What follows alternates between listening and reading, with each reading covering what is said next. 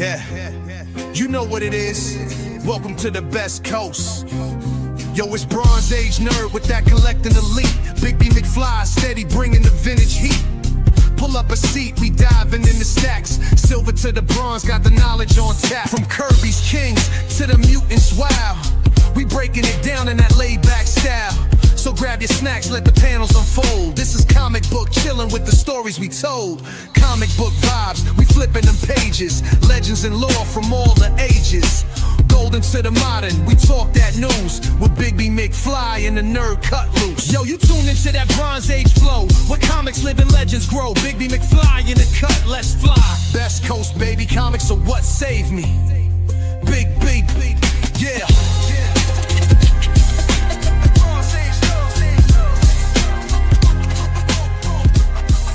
Best coast, baby, comics are what saved me. That's right. Best Coast Comics coming at you. Hey, I'm Christopher, a.k.a. the Bronze Age Nerd, one of your hosts tonight. And I'm joined, as always, by my co-host, Muhammad Ali. He floats like a butterfly, stings like a bee. What's Stink up, Muhammad like a Ali? bee? What? No. Sting. No, you don't stink like a bee. I Big barely ever smell bees. the comic guy. What's up, everybody? Welcome to the show. We're here on Best Coast Comics talking about a real topic that I think a lot of people are going to, whether they think about it or not, you're going to identify with it. We're talking about why you can't sell your comic books, or really, it's why I can't sell my comic books. That's a very personal topic, but it ties into the idea of your collection getting too big. It ties into the idea of maybe the market being a little soft. There's a few things we're going to touch on.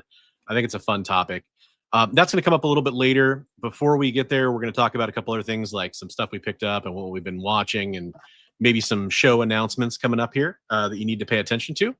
And before we even get that far, I just want to point out that we're actually streaming on a few different channels right now. You might be watching on the Bronze Age Nerd YouTube channel. You might be watching on Muhammad Ali himself's channel over at Big B McFly. You might be watching over there. You might also be watching on the EXP network over on YouTube or Facebook or Twitch or Instagram. Lots of great content over there. I highly recommend checking out all three channels. Go ahead and sub them up because we want to see you over there. All right, let's say hello to our chat. We got Hydra Silent Comics, another great channel you should sub up to. That is our producer, Jay, is part of that show. You should definitely check them out. Great Heroes for Heroes and community supporter Richard Westfall in the chat. Hello, Richard. And GT Key Comic is coming in with that bronze medal, that all-important super award, the Bronze And he's Age got like medal. the best comic book as his icon. I mean, Yeah, easily one of the most rare comic books of the late 80s and early 90s, right?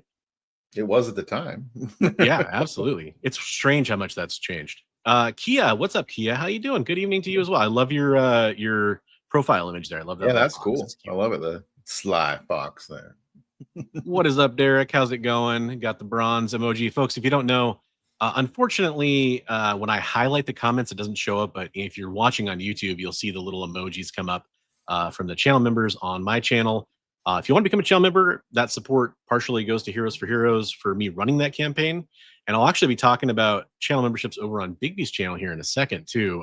We'll be talking about that. So you definitely want to stay tuned. And then Psycho Phil. Yeah, it's Monday already, right?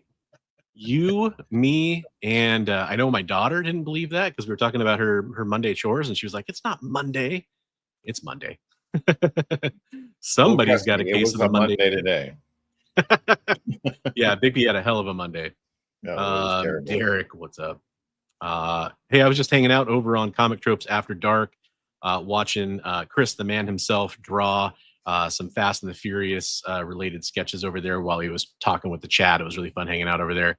Highly recommend hanging You're so out over on talented. Comic Tropes After Dark.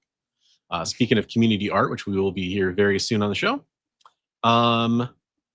Kilted Corgi in the house. What's up, Kilted Corgi? Speaking of channel members, Shigeyuki Kikita. I got a few of my channel members coming out. What's up, guys? Thanks for coming out. So yeah, you know what? Speaking of channel memberships, like I was just kind of alluding to, I won something, but I can't show it off yet.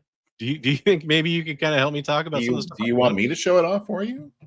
Sure, why not? And you can tell us a little bit about how I won that, maybe. Oh yeah, sure. So I have a You Are the Cops, Brian. What? I'm picturing that 90s animated cartoon. The one with like the weird big buff cops and like the future or something. It was really weird. They were like cowboy cops in the future. I don't know. Yeah. So on my channel, we do a monthly giveaway for different levels of. Oh, hey, Chad. For different levels of membership for people who've joined at different levels. So there's a dollar bin diver where you get a different set of giveaways, and there's a key collector level where you get better books. Bronze won one of the key collector level ones, so I had to play a little catch up, and so we did some giveaways. And boy, who was it that won 3 things? Oh yeah, you were telling me about that. I forgot. It was. Gosh, I know his name. Anyway, Travis Comics Limited won 2 of them. Bronze won 1, and 3 of them went to Rigged. Yeah, hashtag rigged.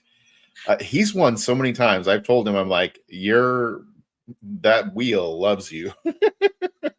Hey, what's up, Nostalgic Pod Blast? How you doing?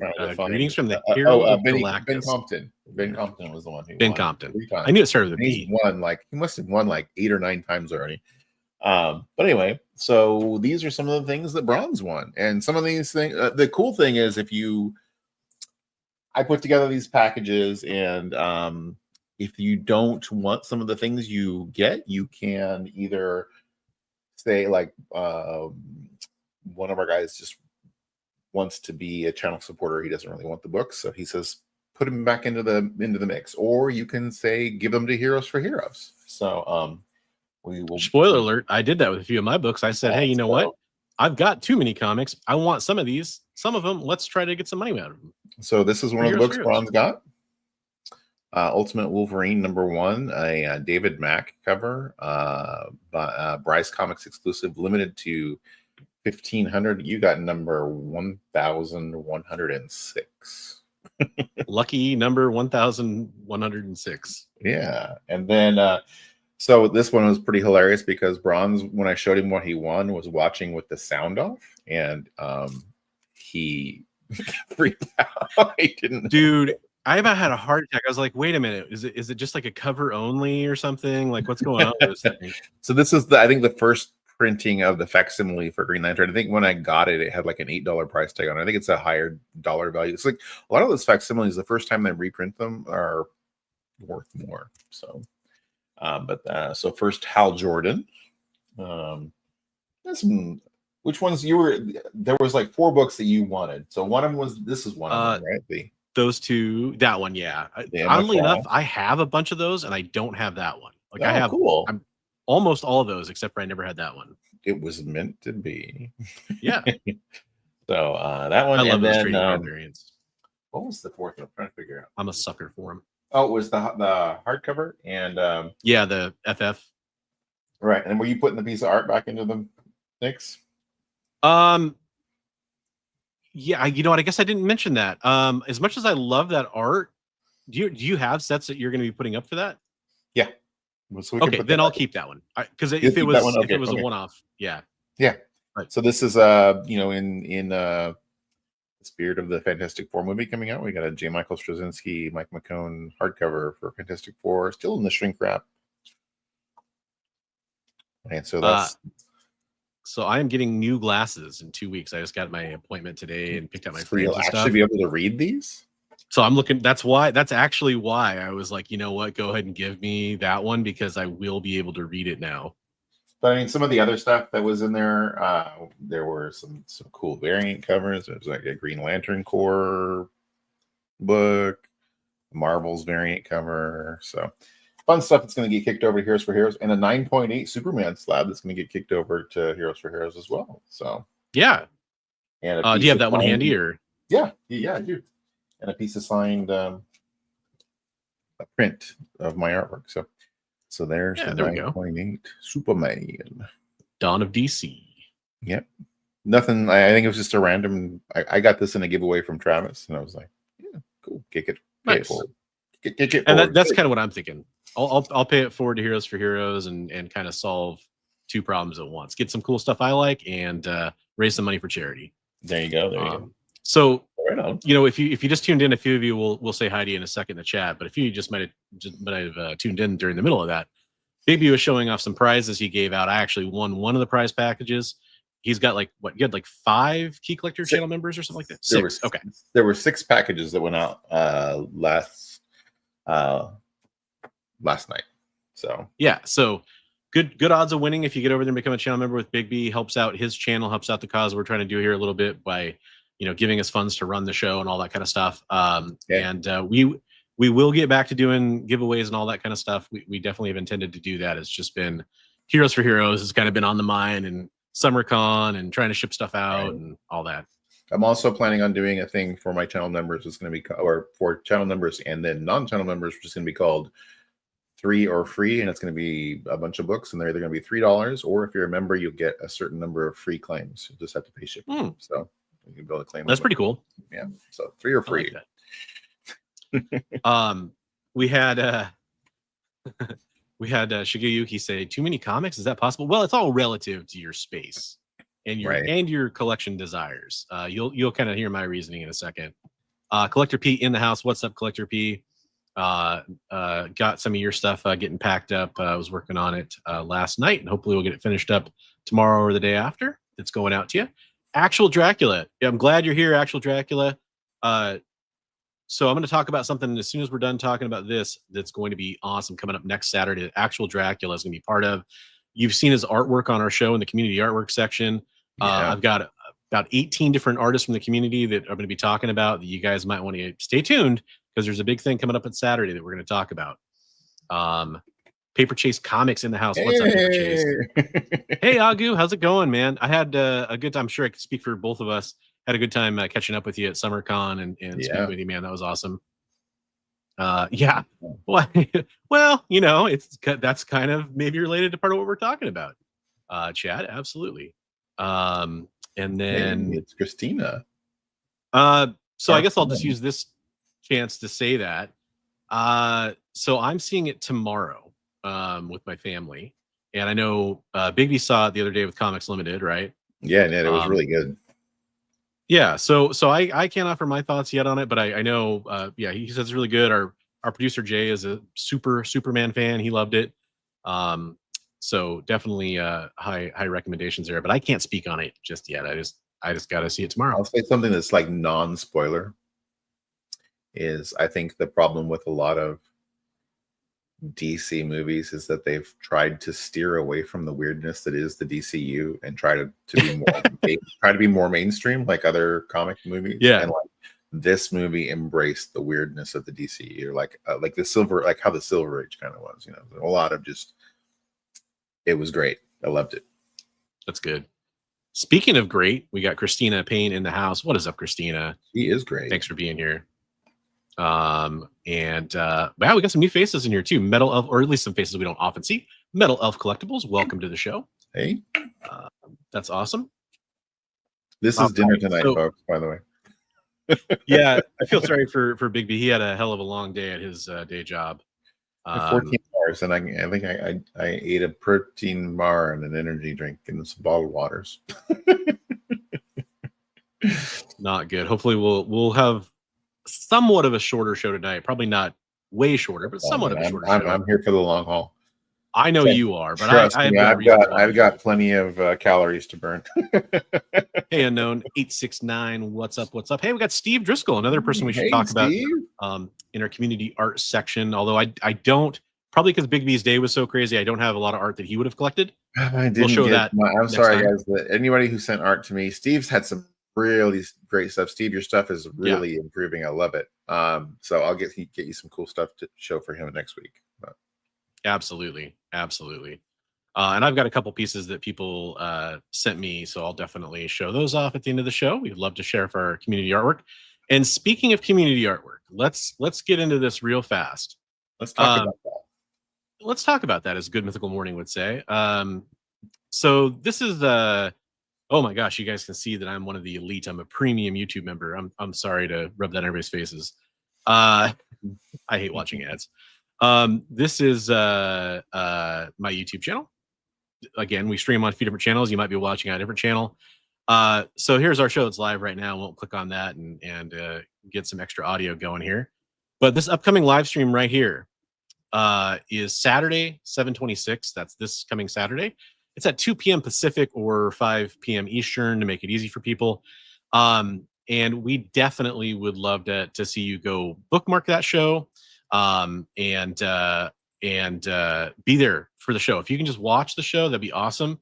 What is going on during that show? Well, we are going to do one of our fundraisers for Heroes for Heroes. We did this last year as well. We hosted this on the John's Comics with Kids channel. Big B organized the event. I just pasted that link into most of the chats. It didn't show up on Twitch. Sorry, but if you're watching on Twitch, head to one of our other streams and you can go get that link. But yeah, this Saturday we have 18 community artists who are going to be either live drawing on the show, or they're going to be donating pieces ahead of time that we'll have images of, and then we'll auction off during the show. Some of the artists that you're familiar with from our community art specials, some people that were contributors to Heroes for Heroes last year, Scott Hasselwood, Erwin Papa, Actual Dracula, Dominic Gomez, Geek Out with Roscoe, Izzyverse, NYC, CJ Design, Nerdy Musings, Philtastic Art and Comics, Dan Kelly, Elliot Wright, who you may know as Lost Boy Comics over on Instagram, Ben Taz, who did the Mission 22 prints that are highly in demand that we will have more of up for auction at one of our next events as well. Rad Art and Comics, Comics Limited, SideQuest Comics, Rich Stankey, who's had a lot of great art here on the community art segment as well. A lot of these people of those people are community art people. Yeah. That's really cool. It's so great to see the turnout from them. And then of course you'll have these two knuckleheads here. I'm used to be on the other side. They'll be in as well, and we will not sell any poops, but I can't promise we won't sell bath water. I might, if somebody asked me to draw one, I might draw one. A bath water or a poop. Ooh, Sydney Sweeney in the bath. There you go. There's your first commission request from Richard. Like that Danger Girl pose, right? Yeah, that's exactly what I was thinking of. We just talked about J. Scott Campbell last week. So that's this coming Saturday. So definitely come hang out for that. Just to kind of give everybody the updates, I'll go through this as quick as I can. We're still at that 42.62 like we were after we collected all the funds from our last auction. So this is an ongoing 2025 campaign. We do hope to raise, a lot more money on Saturday. If you have art or comics that you want to donate to us, please reach out because we will have another event coming up later in the year. I think it's a great cause. I think it's, let's support our veterans. If you don't know what this cause is about, it's about helping veterans with their mental health and their immediate families as they deal with things like PTSD or adjusting to life after the service. And YouTube doesn't like people using certain terms now, so I have to kind of avoid saying, what their mission statement's actually all about, which is kind of sad in a way, because it's a sad topic, and I'd love to be able to talk about it frankly. But preventing I have to use self-harm, right? Yes, exactly. Preventing self-harm is a great way to phrase that. So, and speaking of veterans, old friend of mine, Starset Comics and Cards. I think he's like Starset's Cards now. Sorry about that, Starset. He's going to watch on the replay, but wanted to say hi. He picked up a Marvel Spotlight 5 and Nova 1, building the Bronze Age collection. So Starset's a veteran himself, and somebody who's been a great friend and supporter over the years. Go follow his channel. Are you still doing card breaks, Starset? If you're still around, I'd love to hear from you sometime soon. We need to catch up. I was just thinking about you yesterday, actually. Who is Sydney Sweeney? This is a great question, Chris. Sydney Sweeney is somebody that we do like to talk about from time to time on this show. If you're not familiar with why we started talking about Sydney Sweeney, it's because we discovered that she is basically the perfect casting for everybody. It doesn't matter who. Dr. Doom, Black Cat, Power Girl, Iron Man, 2020. It doesn't matter who it is. You can just basically put anybody in there. Uncanny. Yeah, and we all love Sydney Sweeney.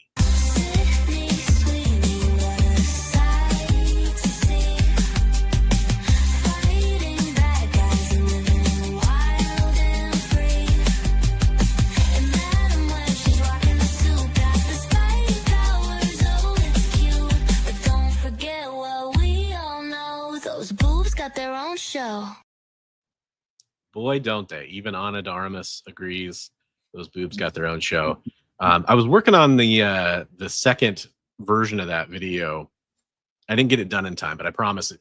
By probably about the time you'll see me on the next On This stream, which will probably be a couple of weeks from now, by the way, I will have that ready to go. I'm not going to be around next week or probably the week after because of Fantastic Four. Got to go see that next Monday night. It's my one chance to go see it with my family. And then my daughter's having surgery, which is part of the reason why we have to watch it that night after that. And so we're probably going to not stream that following week as well. However, Big B may be around doing a stream, so stay tuned for watching, for details for that stream. We'll hold down the fort. Yeah. We'll get you some views on your channel there, Bronze.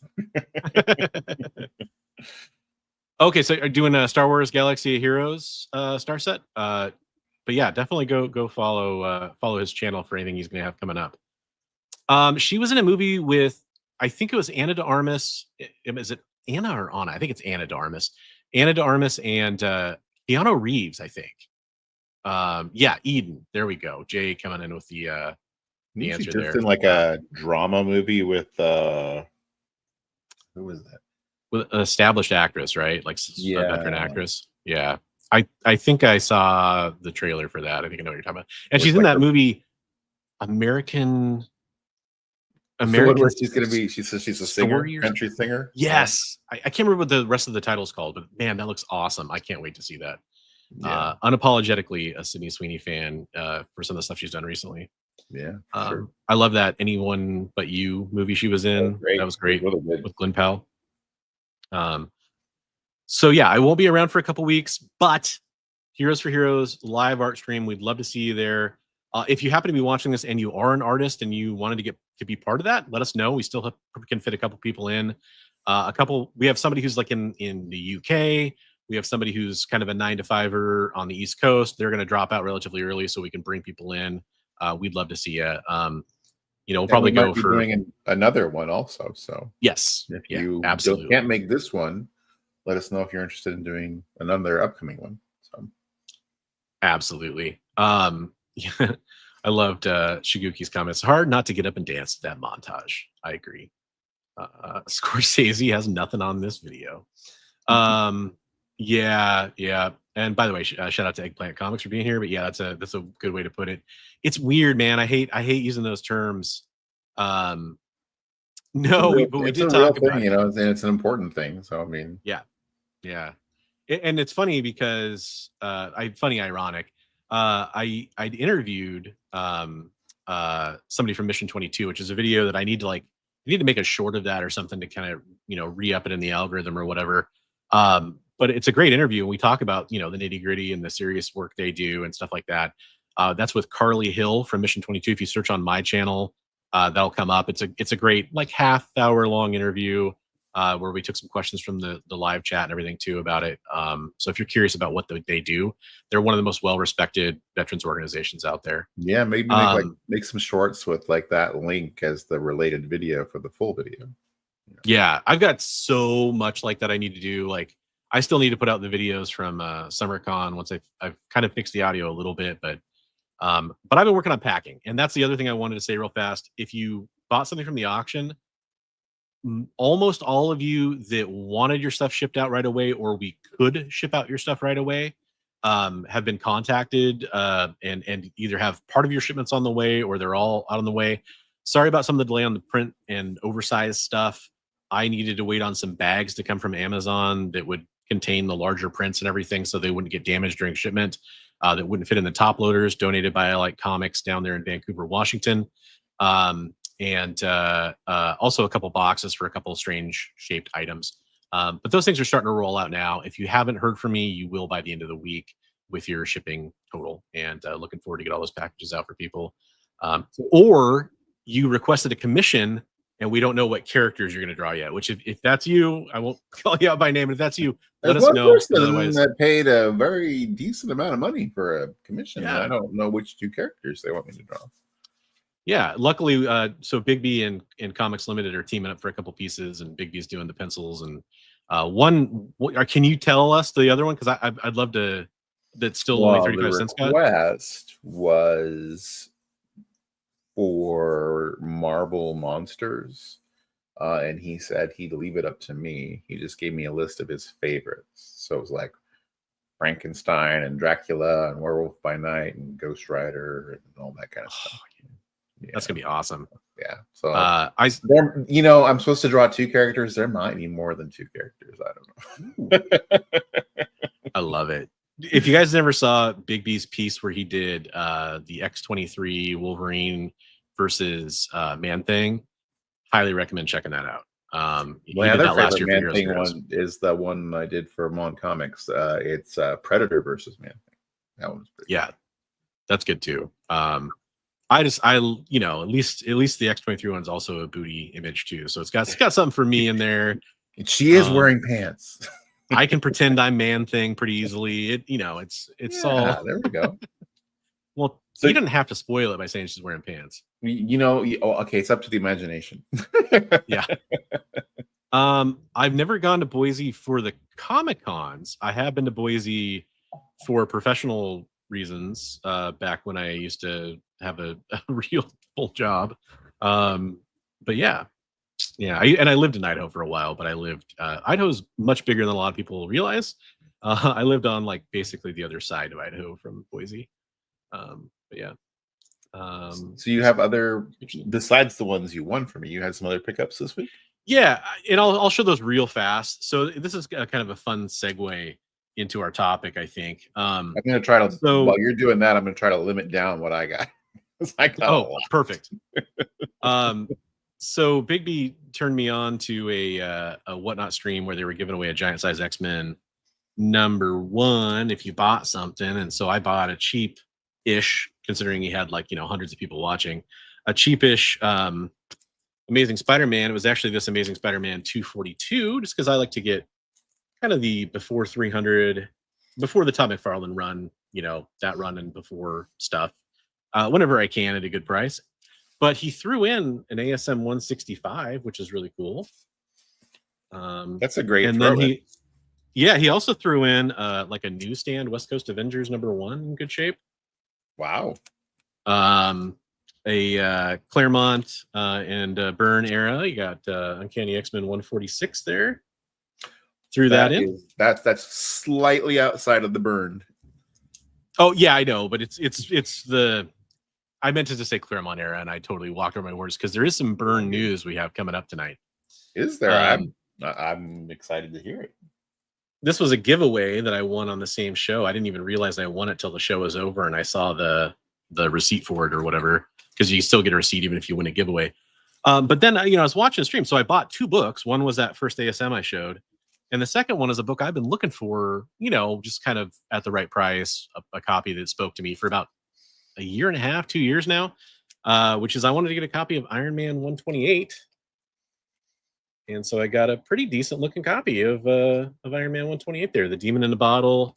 Kind of, it's not the first issue of that series, but it's kind of the marquee cover in that run. And I have a very, I don't know, degenerate goal, I guess, but it actually isn't mean on my part. I really want to get Robert Downey Jr. to sign that someday, just because of his story and his history. I know he's at least signed 1. I don't know if he's signed more than 1, but there's a CGC witnessed copy out there that he signed that I've seen, and I'd be really curious to have him sign that someday. I don't know if I felt weird asking him until I found out he actually did sign one. So I don't know. I think it'd be cool because of his story and literally, I feel like Iron Man was his redemption arc, right, as a person. Yeah, I don't know. I feel weird saying that, but to me that is kind of true, Agu. I don't know. It's weird. Yeah, I'm sure he would charge a boatload for it, but hey, at least I got a copy now to get that process started. All right, so you had some pickups you were going to show off? Yeah, I'm trying to limit it down. There's so many freaking cool things. All right, so some stuff. You saw what I showed. Some stuff I got from Son of Crom from his free giveaway show that he has. I got the DNA. Nakayama? Yeah, Nakayama. Yeah. Some J. Scott Campbell books. Right on. Yeah, his Zenoscope stuff I need to learn more about because I have a few random ones. But... And then this cool Black Cat. I know Christina likes her Black Cat. So yeah. Who was So that? J. Scott Campbell on the Black Cat, or who was that? No, that was just a limited edition variant Black Cat, but it was cool. Okay. And then so I bought a bunch of stuff from Travis Comics Limited on one of his Whatnot shows. If you guys don't watch those, you guys should, because he has great stuff. So this is one of the books that I bought. I mean, I love my Jenny Frison stuff, but and then Frison's awesome. He threw in, I think he was just being really nice because we're friends. This is too nice. He gave me the foil. Oh yeah. Of that. Yeah. I was like, holy crap. Yeah. And those were not cheap. I bought one of those. Oh, dude, that's yeah. I need to get a copy of that. So I'll show one more for Christina because she likes Invisible. So yeah, so there was that. And then went and hung out with him the last night when we did the giveaway show from his place. And he had gotten in on some crazy flash sale that they had on Midtown Comics. It was like buy one, get 9 free or something. Jeez. And so I picked up a big stack of this is like, I think I picked up like almost 30 books, but here's that one. Yep, that's one I've been looking for too. Nice. I have that other one you showed, but that one's on the list for sure. Yeah. Baroness. She's the best. Rogue, even better. I'm wearing a Rogue shirt. Ah. Yeah. I got a whole bunch of Rogue, and then you're her boy. Yep. Cool Megatron variant there, and Devastator. Yeah. And then some J. Scott Campbell goodness there. And I just thought this one was really cool. But that is neat. And then yeah. I saw this on. I put this in one of my videos, but I was like, oh yeah, I'll probably never get that variant. And he's like, here you go. So there's. Is that Torini? I want to say it's Marco Torini, but maybe I'm wrong. And then so there you go. I mean, there's a ton of variants. So, and we'll talk about getting rid of books because, like, I was having a hard time paring down what I wanted out of what he got. I was like, I want it all. I think that's perfect segue to our topic, folks. So what's our main topic tonight? Well, look, I don't have this like perfectly outlined. This is a very clear thought in my head, but I'm gonna see if I can put it into words. For a long time now, I have had this vision of what I want my comic book collection to look like. And I'll give you a hint. These boxes aren't part of it. And for those that might be wondering, is that all your? No, I wish. Then it would be a much different story. No, I've got just boxes coming out the wazoo over here. And it's time to get rid of quite a bit of them. And I've tried a few times in different ways, and I've definitely sold some stuff where it's like, okay, this is a double, and Bibby and I have done claim sales, and I've done little Whatnot shows here and there. I used to do shows on Drip. I used to do YouTube auctions. I've donated some of it to Heroes for Heroes and other causes. But man, I still need to get rid of a lot more. And it's not that I don't love those books. I actually posted a meme about that earlier today. It's not that I don't love those books. It's just that, man, I don't want to have this many comic book boxes lying around. That's really what it comes down to. There's just too many of them. There's too many damn comics in this house. And so, some of it's laziness, or to put it more accurately, other things are the priority, and I need to focus on those things. Right. Some of it's triage. Yeah. Some of it's that it's, the selling stuff is hard work. You got to give it up for people that sell things on the regular. Here's that meme I made earlier, by the way, just for everybody's viewing enjoyment while I talk about this. It's you got to do a lot. If you're listing on eBay, it's a lot of taking photos and getting the books listed and replying to jerks that offer you 10% of what something's worth just to see if it happens. And where you send stuff out and then you have to follow up because they get lost in the mail or damaged. That doesn't always happen, but I mean, that's all part of it, right? So there's a lot of work involved there. Claim sales, it's like, hey, I've had a bunch of claim sales where it's like, you put up the books and yeah, sure, you sell maybe half of what you're trying to put out there, and then the other half doesn't sell.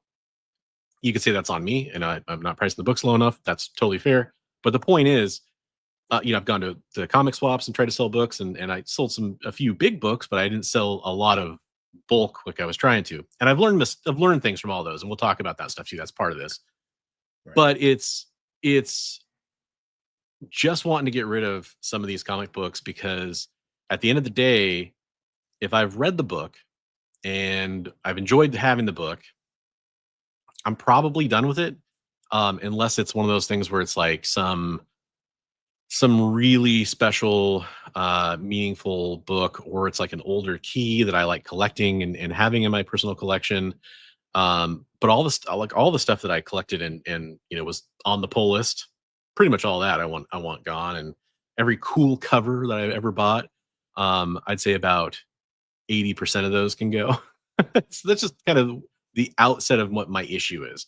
And then we'll kind of break down a little bit of like my thought process on why I'm stuck where I'm stuck. That's my take on it. In chat, feel free to chime in. Big B, do you have similar thoughts on this, or do you have different thoughts on this, or how do you feel about this? I have like similar thoughts on that, and like I come at it from like kind of a different angle. Like I've always been kind of a hustler as far as like trying to sell and move things and make money off it. But with back when I was younger, I had more free time, or when I had two comic shops or whatever, I was able to move whatever I needed to move. And now it makes it it's a lot harder to move things. I recently saw a video of a clothing reseller, and he's talking about, he goes, do you guys know what a death pile is?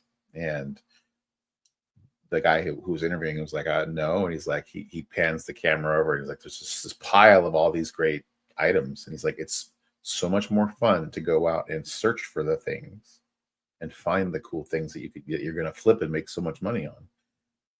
It's the hard work is selling them and doing that actual flip. And eventually you'll have a death pile, which is either going to kill your funds that are available to buy more things, or it's going to be stuff that you will still have laying around when you finally move off this mortal coil.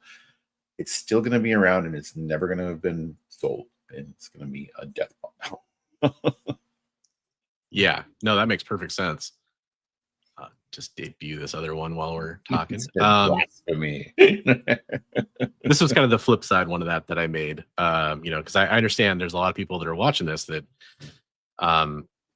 almost like their goal is to either chase what you're talking about or to collect as many comics as they can.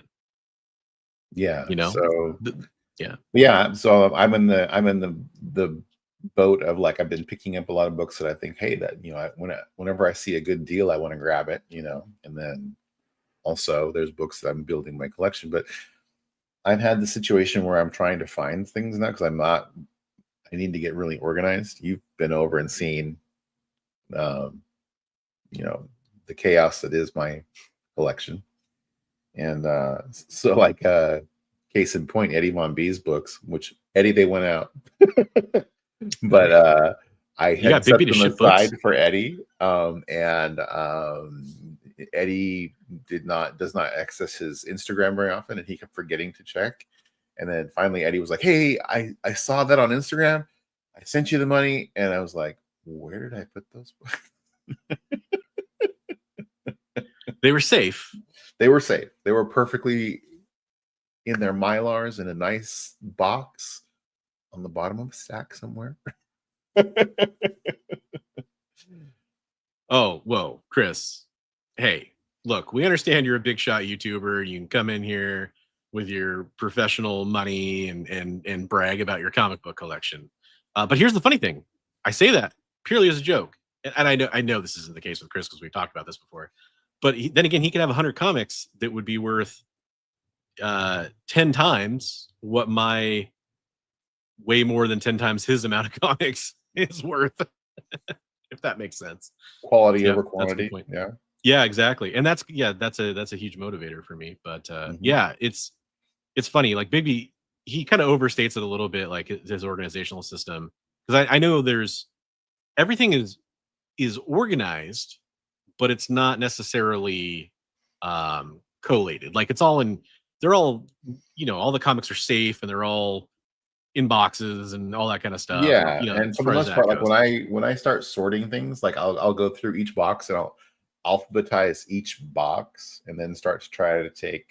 So like you go through the box, it's like, oh, it's A through whatever, but it's like, Yeah. you know, where are Whereas me, all I my guess books? to Ah, contrast, like my stuff is all in alphabetical order, with like about a box worst exception that needs to be, put in to the alphabetical order, sorted in or whatever. But it's in 6 different spots across my house. Like, oh, you want A through H? That's easy. You want G through I? Ugh, that's a little harder because that's in this closet. It's bad. right. That's the problem. Yeah. Yeah. So, and I'm so sorry if I kind of cut you off there a little bit, but No, we've talked about this before. You'd like to sell a bunch of stuff that you have, right? Like you'd like to, absolutely. And that's the yeah, goal. I mean, I actually made an Instagram channel on that Bigby's books with the goal of starting to list books that were either for sale or trade, but I've yet to put a book on there. Richard, you're a madman. That's all I can say. That's kind of cool though. Like I have a feeling you're joking, but at the same time, that'd be kind of neat to see. Right. The rainbow. Lighting my cash on fire. That's more efficient. Um, uh, so I know for me some of the reasons why I don't sell as much as I want to. What are your reasons? Oh gosh. Now you keep in mind, he's saying he just worked a 14-hour day and he's running into the show and like hasn't had dinner. Right. So I mean that's a factor. That time is a factor. If I'm being brutally honest, we've talked about what, it's not imposter syndrome kind of thing, but it's like that I'm afraid to disappoint people. Oh, rejection sensitivity. Yeah, Yeah. I'm afraid to disappoint people, and so like a lot of times I'm like, what if they don't agree with my grading, or and so I'm like, Yeah. well, I don't know if I really want to, and so I'm afraid to disappoint people, so I disappoint people by not doing what I should be doing. So yeah, That's and so interesting. that mental hurdle causes me not to want to ship things out and that kind of stuff too. So yeah, but that's one of the reasons. I mean, other But reasons are, yeah, so I like think the that's funny time. though. That's funny because it's funny because you mentioned imposter syndrome. And I know you were looking for the different term, rejection sensitivity, which is something I Yeah, kind of talked about because I learned about it. And it's something I right. definitely have. Social media and content creation and just in life. Uh, but you ran comic stores for a long time. Yeah, You I don't know you where my hang grade up. really well. I don't know where my hang up came came from. Okay. It's just, but dealing with somebody in person is different. Where I Yeah. can say, "Here's the book. I think this is a 7.5," and you can look at it and I go, "What do you think?" But if I say this is a 7.5 and you are looking at it on a computer screen and then you get it and you go, "This is like a 5.0. What are you talking about?" So It I wonder if this is true for you because part of it's true for me, I think. Do you feel like being on YouTube and being out in the comic space, like, does that make you worry about that more? Because you're like, oh, what if they think I'm trying to rip them off or something like that? Like, I'm not worried about my broad reputation. I'm worried about my one-on-one relationships with people. yeah, that makes sense. So I just for me that's part of it. I think because it's like I that's why I try to very carefully under promise and over deliver whenever I can, because I don't want Right, somebody thinking that I, I hate to say it, there's people that are in the space that we're in, only at bigger levels, really, to be honest, that have, uh, from what I've seen, kind of taken advantage of that position a little bit, and I would prefer not to be one of those people and Well, like be seen as one of those people. here's an example. I sold a oh gosh, which is Fantastic Four. It's the first time the thing says Clobber in time. Second appearance of the Mole Man. Yeah. It was signed by Stan Lee. I sold it to Mon Comics. And I said, I think it's a 4.5. And it's signed by Stan. I got a COA from the shop that I got it from. Yada yada yada. And then he's like, I'm gonna submit it to CGC. And I was like, and it came back a 4.5. And the CO and the Stanley autographs. So all of those autographs came from the same signing. So I'm really happy because the Stanley autograph came back authentic. So FF22. That's right. Richard got it. Did you personally get them signed? No, it was a shop in Battleground that's no longer there. Right. I know what you're talking about. Okay. But, they got them from another shop that used to be in Battleground, their owners, who had Stan out for a signing when he was in town for something else in like 1993. So, yeah, buyers can rip off sellers too. Yep, and sellers can rip off buyers. Absolutely, it's a two-way street. And I hate to say that the entire community is like that or anything like that. Like that, I believe it's exactly the opposite. I think the vast majority of the community, especially in Instagram and that kind of stuff, the communities that form there in social media tend to be really good. I've had a lot of great experiences with sellers, like on Instagram or Facebook or whatever. But I don't, one bad apple can really spread a lot of harm. Right. And there's more than one bad apple. And I don't want to be perceived as that bad apple. That's the thing. I want to be a positive influence. Ooh, Big B, how do you live up to that? 4.9999999. Oh man, I'm so sorry, Richard. How much is Stanley's finger worth? Which one is it, the middle one? I like it. Mark says he refuses to sell books under 10 value. $10. Okay. Because you're just losing money at the time of packing supplies, gas time. That's fair enough. I mean, I can respect that. There's a market for that though. And if you are willing to put in the work, you can make some money on that kind of stuff. So see, what I need to do, I feel like a lot of it is I need to sell some bundles and some runs and some these are all covers by so and so, or these are all Batman various books, maybe for some of that stuff that I know I don't want to spend the time parting it out, but I could get rid of some stuff that way. We should float that idea out there. We have talked about making like a Big B and Bronze bundles. Would you guys be interested in that idea? I dare say they're a mystery box, but they're a mystery box where it's part of what we sell would go to Heroes for Heroes. So you got to keep that in mind. It's partially that.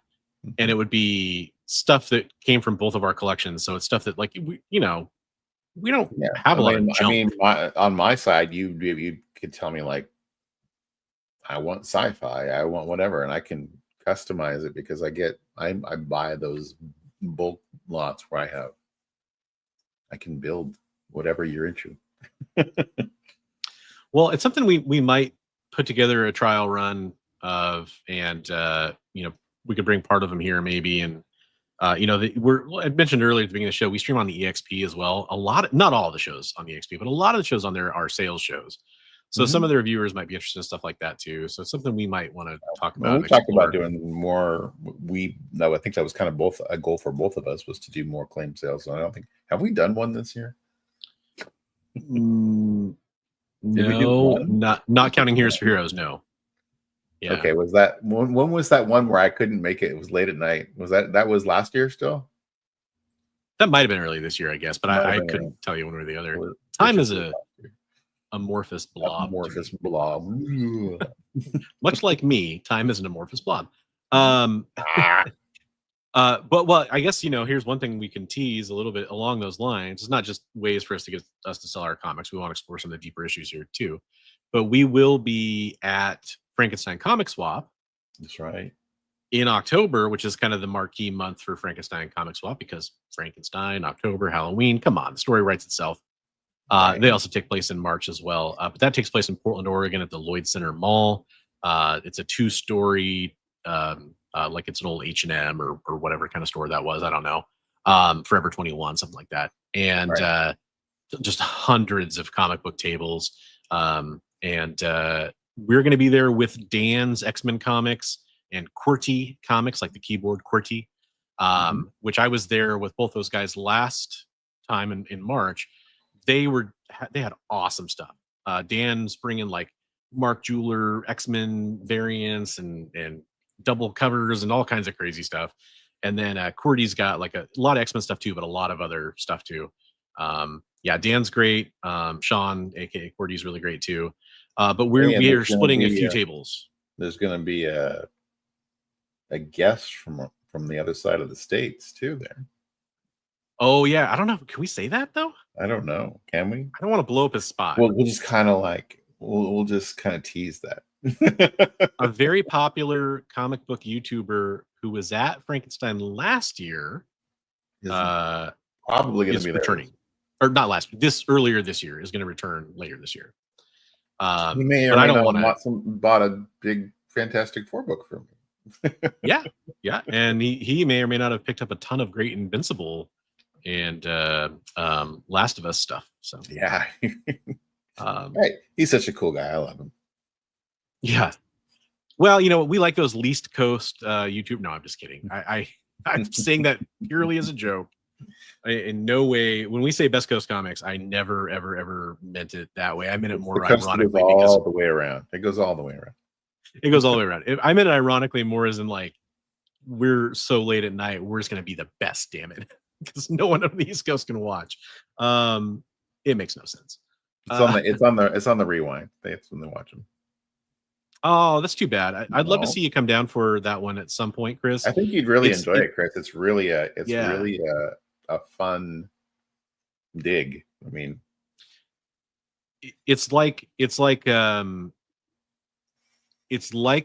if you went to Rose City Comic-Con, which I know you went to, Chris, and every booth except for like 2 were comic books.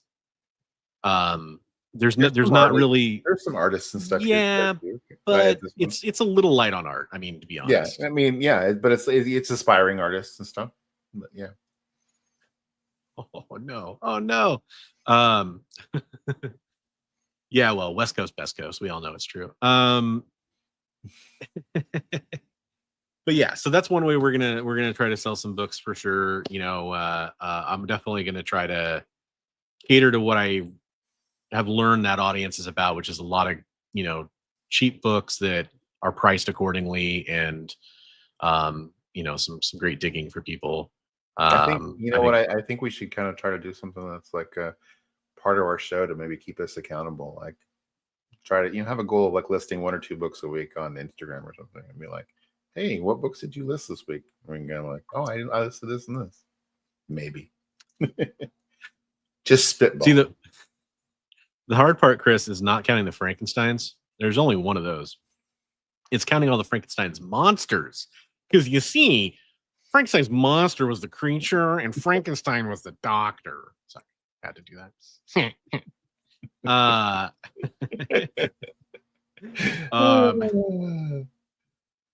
So what? So we've talked a little bit about what holds me back. I mean, get time and just lack of energy sometimes. So health issues, like, I mean, there's a lot of I'm getting up there. I don't want to admit it, but I'm getting up there in age, and my back and my I'm like, oh God, I don't want to go down there and dig and climb around But so what about you? So for me, it's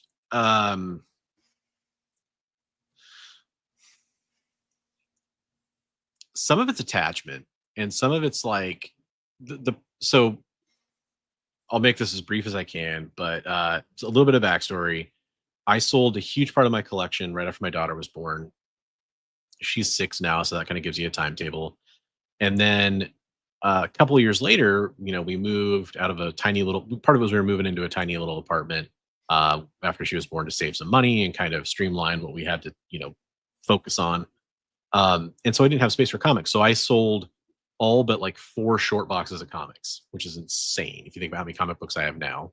I bought, 2 collections in that time too, so that's part of it. But I bought a lot of stuff during the pandemic and cover buys and sweet variant covers and oh, this character is going to be hot spec stuff. I fell into all that just like a lot of people did. I mean, I can tell you from doing the top 5 not to buy series, which was partially fueled by that very idea of like, whoa, slow down. Hold your horses. You don't have to go buy every book that pops up on Key Collectors Trending 20 or Hot 10 or whatever. Right. And a lot of viewers reached out to me and had the same issues. And part of, again, I'll try to make this short as possible, but part of collecting for a lot of people, including me, is mental health related, and it's soothing, it's calming, it's distracting, it's nostalgic. I love comic books. It takes me back and kicking back and reading comic books. But I noticed, okay, because the eyesight, which I'm getting new glasses, and hopefully this kind of resolves this problem. But I still like to read digitally, even with glasses. I'll still like to read digitally. I'm very farsighted, so I can't read print. Is part of the problem. That's what I'm saying. But I noticed, like, I'm reading the comic books digitally. Why am I buying physically? Part of that is to support creators and artists that I liked, and that's still true, and I still want to do that.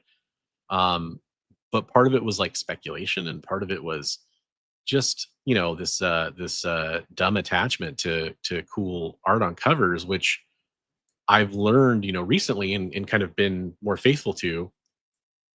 I can look at that picture whenever I want. It's not like that picture doesn't exist on the internet somewhere.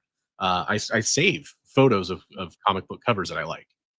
And I can look at them anytime I want. And the fun trick is that sometimes you look at those things 1,000 times and you're like, yeah, it's a great cover. And sometimes that makes you go, you know what? I'd like to own that. I'd like to own that cover. And sometimes it makes you go, I'm glad I didn't waste money buying that, because I can look at the great art whenever I want. And it's great art, but it's not the top 1% of art or whatever metric is in my head that I think about when I think of truly fantastic like covers. Like for me, I've told Brian this before, one of my grails is Silver Surfer 4, the classic Buscema cover, Thor and Silver Surfer. That's one of my grails because that cover to me is absolutely iconic. Yeah, I can look at the art online, but it's one of those ones I've looked at enough where it's like, God, I really want to own that. I really want to have that piece of comic book history in my collection. It's a fine line because I can make that distinction, but I also know some people out there can't.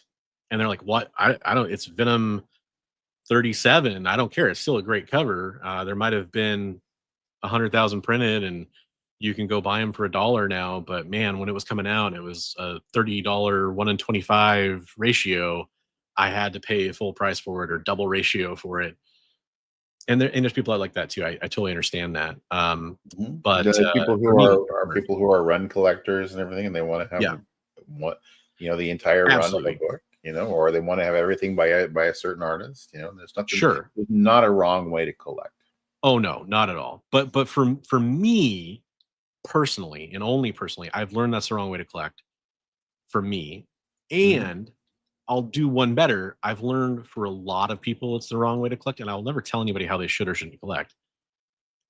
But I will tell you that offering up my story or explaining like, hey, maybe this is a fun thought experiment that people can play. I've made videos like that in the past, and I've talked about it in person with people, and there's people out there that really do kind of go, yeah, I don't love moving around 100 comic book boxes every time I have to move, or whatever it might be, right? And that's true for a lot of people where they collect, and then they don't ever purge, or like maybe you mentioned earlier, maybe they pass away and their family has to deal with it. And sometimes that's just life, and I get that, but also sometimes I hope people would ask themselves the question of, what do I really want to like pass on? What do I really want to have be my forever collection? Stuff like that is fun to ask yourself. That's all I'll say. And I ask Right. myself that a lot. And that's why I come to these conclusions where it's like, God, I really don't need that Venom 37, 1 in 25 or whatever, no matter how cool it is. I don't need it. And I have to kind of come to grips with that. But here's the problem, to answer your question. I'll finally get to the answer to your question. I then pick up that 37, 1 in 25. What I'm really thinking of is there's a Venom Nakayama cover where he's at a restaurant. I think maybe it was like Venom 1 from when it relaunched. And he's got a cartoon bubble brain above him when he's getting ready to eat it. He's got like the bib on or whatever. He's getting ready to, like, dive in with a knife and fork. And like, it's cool art. Do I really need to own that forever though? I'll tell you, like so right now I have a guy who has he's a little Funko Pop store that he sells some comics in, and he's been buying bulk lots from me. And I get these bulk lots from other places, and then he's paying me like $1 a book or whatever, right? And then he's going to sell them for $3 worth. But then he's asking me for specific titles. Like, I want X-Men, I want Spider-Man, I want blah, blah. And so I'm putting these together, and then I start looking at the books and I go, these are worth way more than $1. And I start arguing with myself in my head, and like, do I really want to let these go for $1? Like, and I have to slap myself like, dude, you have a buyer right now. Yeah. So, yeah. Shigeyuki, I just want to address that real fast. It will come back at some point. I just can't promise it'll be weekly. I tried again to do it weekly, and I'd like to get to that point, but it's more of a goal. I'm just going to make it whenever I have time and can make it. It is definitely not over. It's coming back at some point.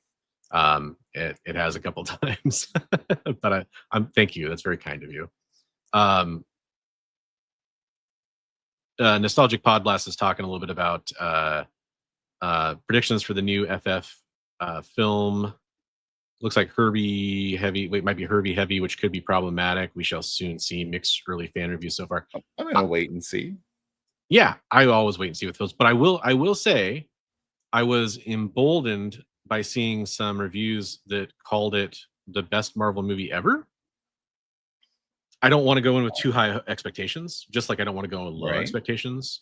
But yeah, I have heard it's kind of Herbie heavy. I actually picked up the first appearance of Herbie from a Space Cadet sale on the EXP with Jen, because it's also the first Byrne artwork on Fantastic Four. So yeah, I figured I may as well grab a copy of that. That's staying in the collection, but yeah, I have a feeling that if like, say, Herbie's popular, is that actress from Russian Doll? Is she playing Herbie? Is that what I heard?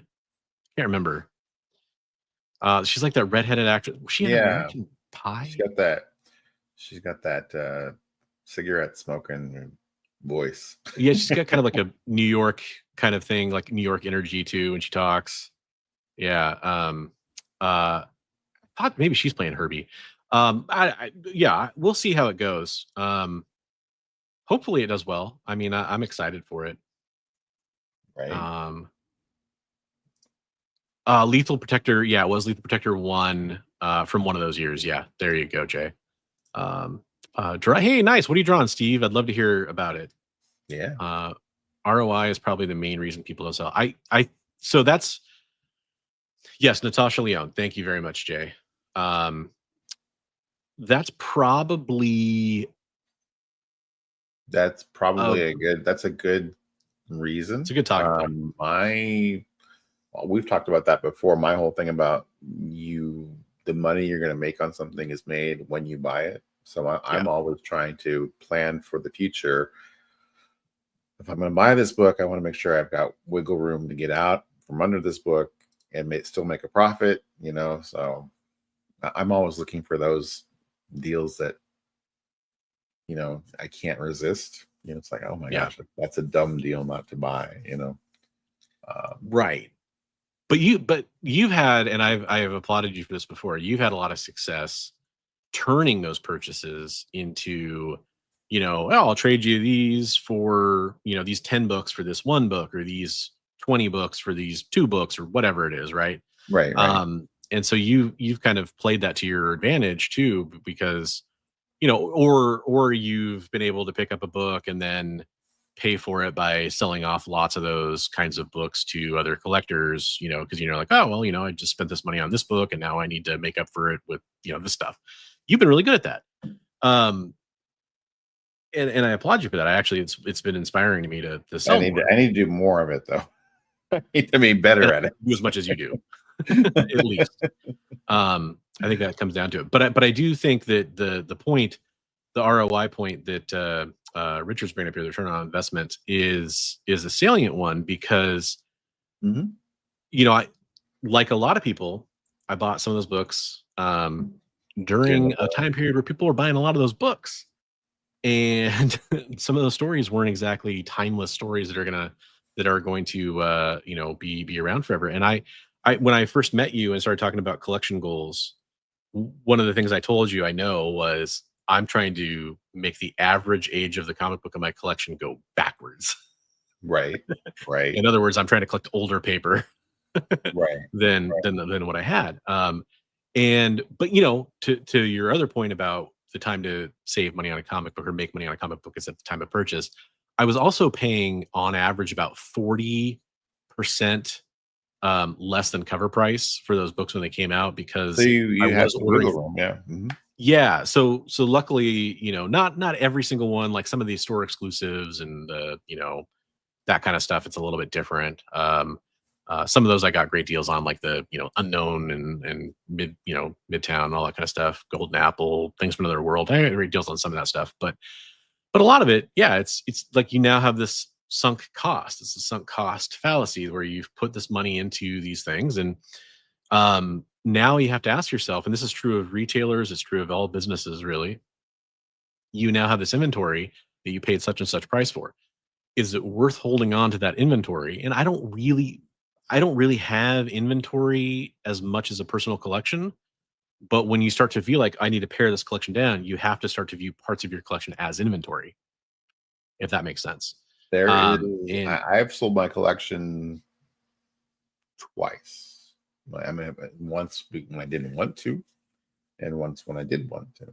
And like, there's some nice freedom in that. Like, all of a sudden, you're like, I had all these things I had to do. I needed to organize this and rebag and board that, and all of a sudden you're like, I'm free. I don't have to worry about any of that. Now I have all this room for new comic books. Then that thought creeps in, like 5 years later, you're like, I kind of miss my comic books, but it's a slippery slope, where it's I do, heck, and I won't go super into detail on this, but I've talked about giving you, or selling you some stuff for a hell of a good price, or going in on you with some opportunities to move some of that stuff for both of us, hopefully. Right. We're both looking to do that. We both want to streamline what we have, because I don't, luckily, in Bigby's case, he has a little extra usable space compared to what I have, where it's kind of creeping into the family living areas more than I'm comfortable with. I know more than my spouse is comfortable with, more than even my daughter's starting to be comfortable with in some ways. So that needs to change, right? That's the motivating factor there. But yeah, even you with some space, I'm sure like some of that space you'd like to utilize for other things, probably, right? Like if you could. So it'd be nice to make like part of it into like an art studio or something. Yeah. But there's that thought too. Like a lot of times, like I'm like, well, how much time do I want to spend on that versus pursuing creating my own art versus selling comic books? Yeah. Yep, exactly. I have other aspirations as well, and I start to think about. I had here's the really fun thought experiment I had. I've told people before my goals are really to collect 3 personal grails, and I don't use that term very lightly. I have 3 grails, which, some of these are. There's a great video actually. Oh shoot, I wish I could remember what channel it's on. There's a great video where one of the Overstreet OGs was talking about how truly not rare comics are to people. Yeah, that's on Keston's Old School Comics. Yes, thank you. I watched a clip of, and I wish I could remember the gentleman's name, of him talking about it, and it was not news to me. I mean, it's still another expert telling you, "Hey, have a good night." It's still an expert telling you something that is true, so it kind of helps validate some thoughts I already had. But I know that Giant Size X-Men #1 is not rare. That's actually the book he was talking about. That's one of my holy grails of comic books because of what's in it. Right. Giant Size X-Men #1, X-Men 1, and for me, it's Hulk 181 because I already have a Hulk 180. And I was thinking, The what photojournal guide to percentage? comics, Richard. That's what he's asking. Okay, it's what percentage of my comic book collection would I give up for those 3 books today? I mean, obviously, condition depends, but I'm looking for low grade copies of all 3 of those because to me, I'd rather get in on a low grade copy and hope to upgrade someday, right? That's just my thought process. I can't afford any of them right now. If I was going to be able to afford one of them, what would I do? I was like, what percentage of my comic book collection would I give up? And it was such a tough question because there is a level where it's like, oh, I'd give up this, no problem. I'd give up this, no problem. I'd give up this, no problem. And then you get to a point where it's like, man, the sentimentality of that book also matters. It also matters to the point where it's like, I don't necessarily want to give that up, but I want these books more. So should I give it up anyway? And it's like, should I, just add that to a list of like, now this is one of the comic books you're hunting for again, and trying to get later on.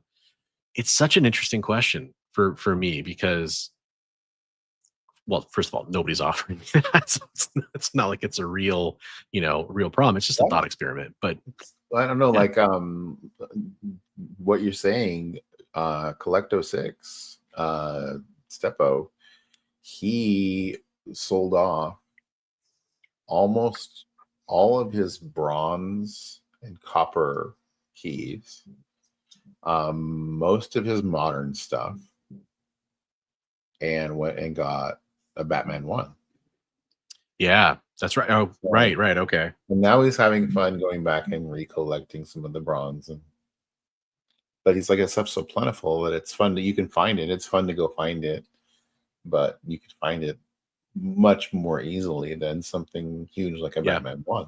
So like that is, I've seen a lot of guys that I know personally. Some of the guys in the Council of X are doing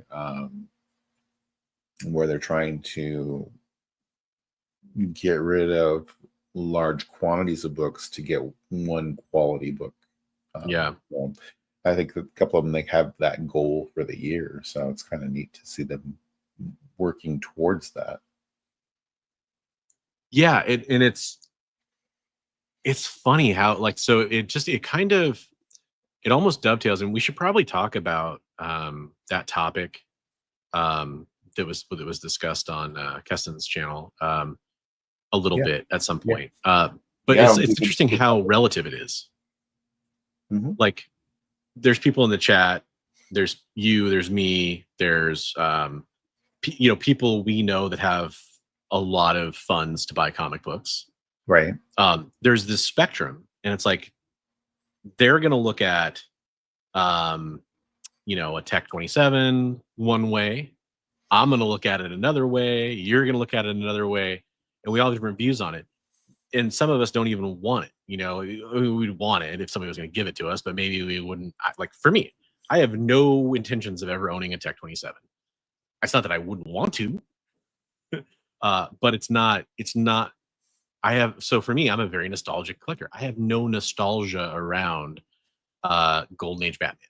So it's cool. I can appreciate the hell out of it, and it's also extremely valuable, and I have no need to ever try to put my money into that. That's one of those things where you're like, I could look at a picture or a facsimile or something. Whereas to me, I really like owning those pieces of history, like totally. And so like if A lot of times, if something, I'm what Steven always says that I'm a targets of opportunity person. So if something becomes available, sometimes I feel like it's kismet, and I need to do my best Yes. to try to get that thing that fell into my lap or came across my radar, and I'm like, oh hey, that's attainable. It might take some finagling, and a little sacrifice, but Yeah.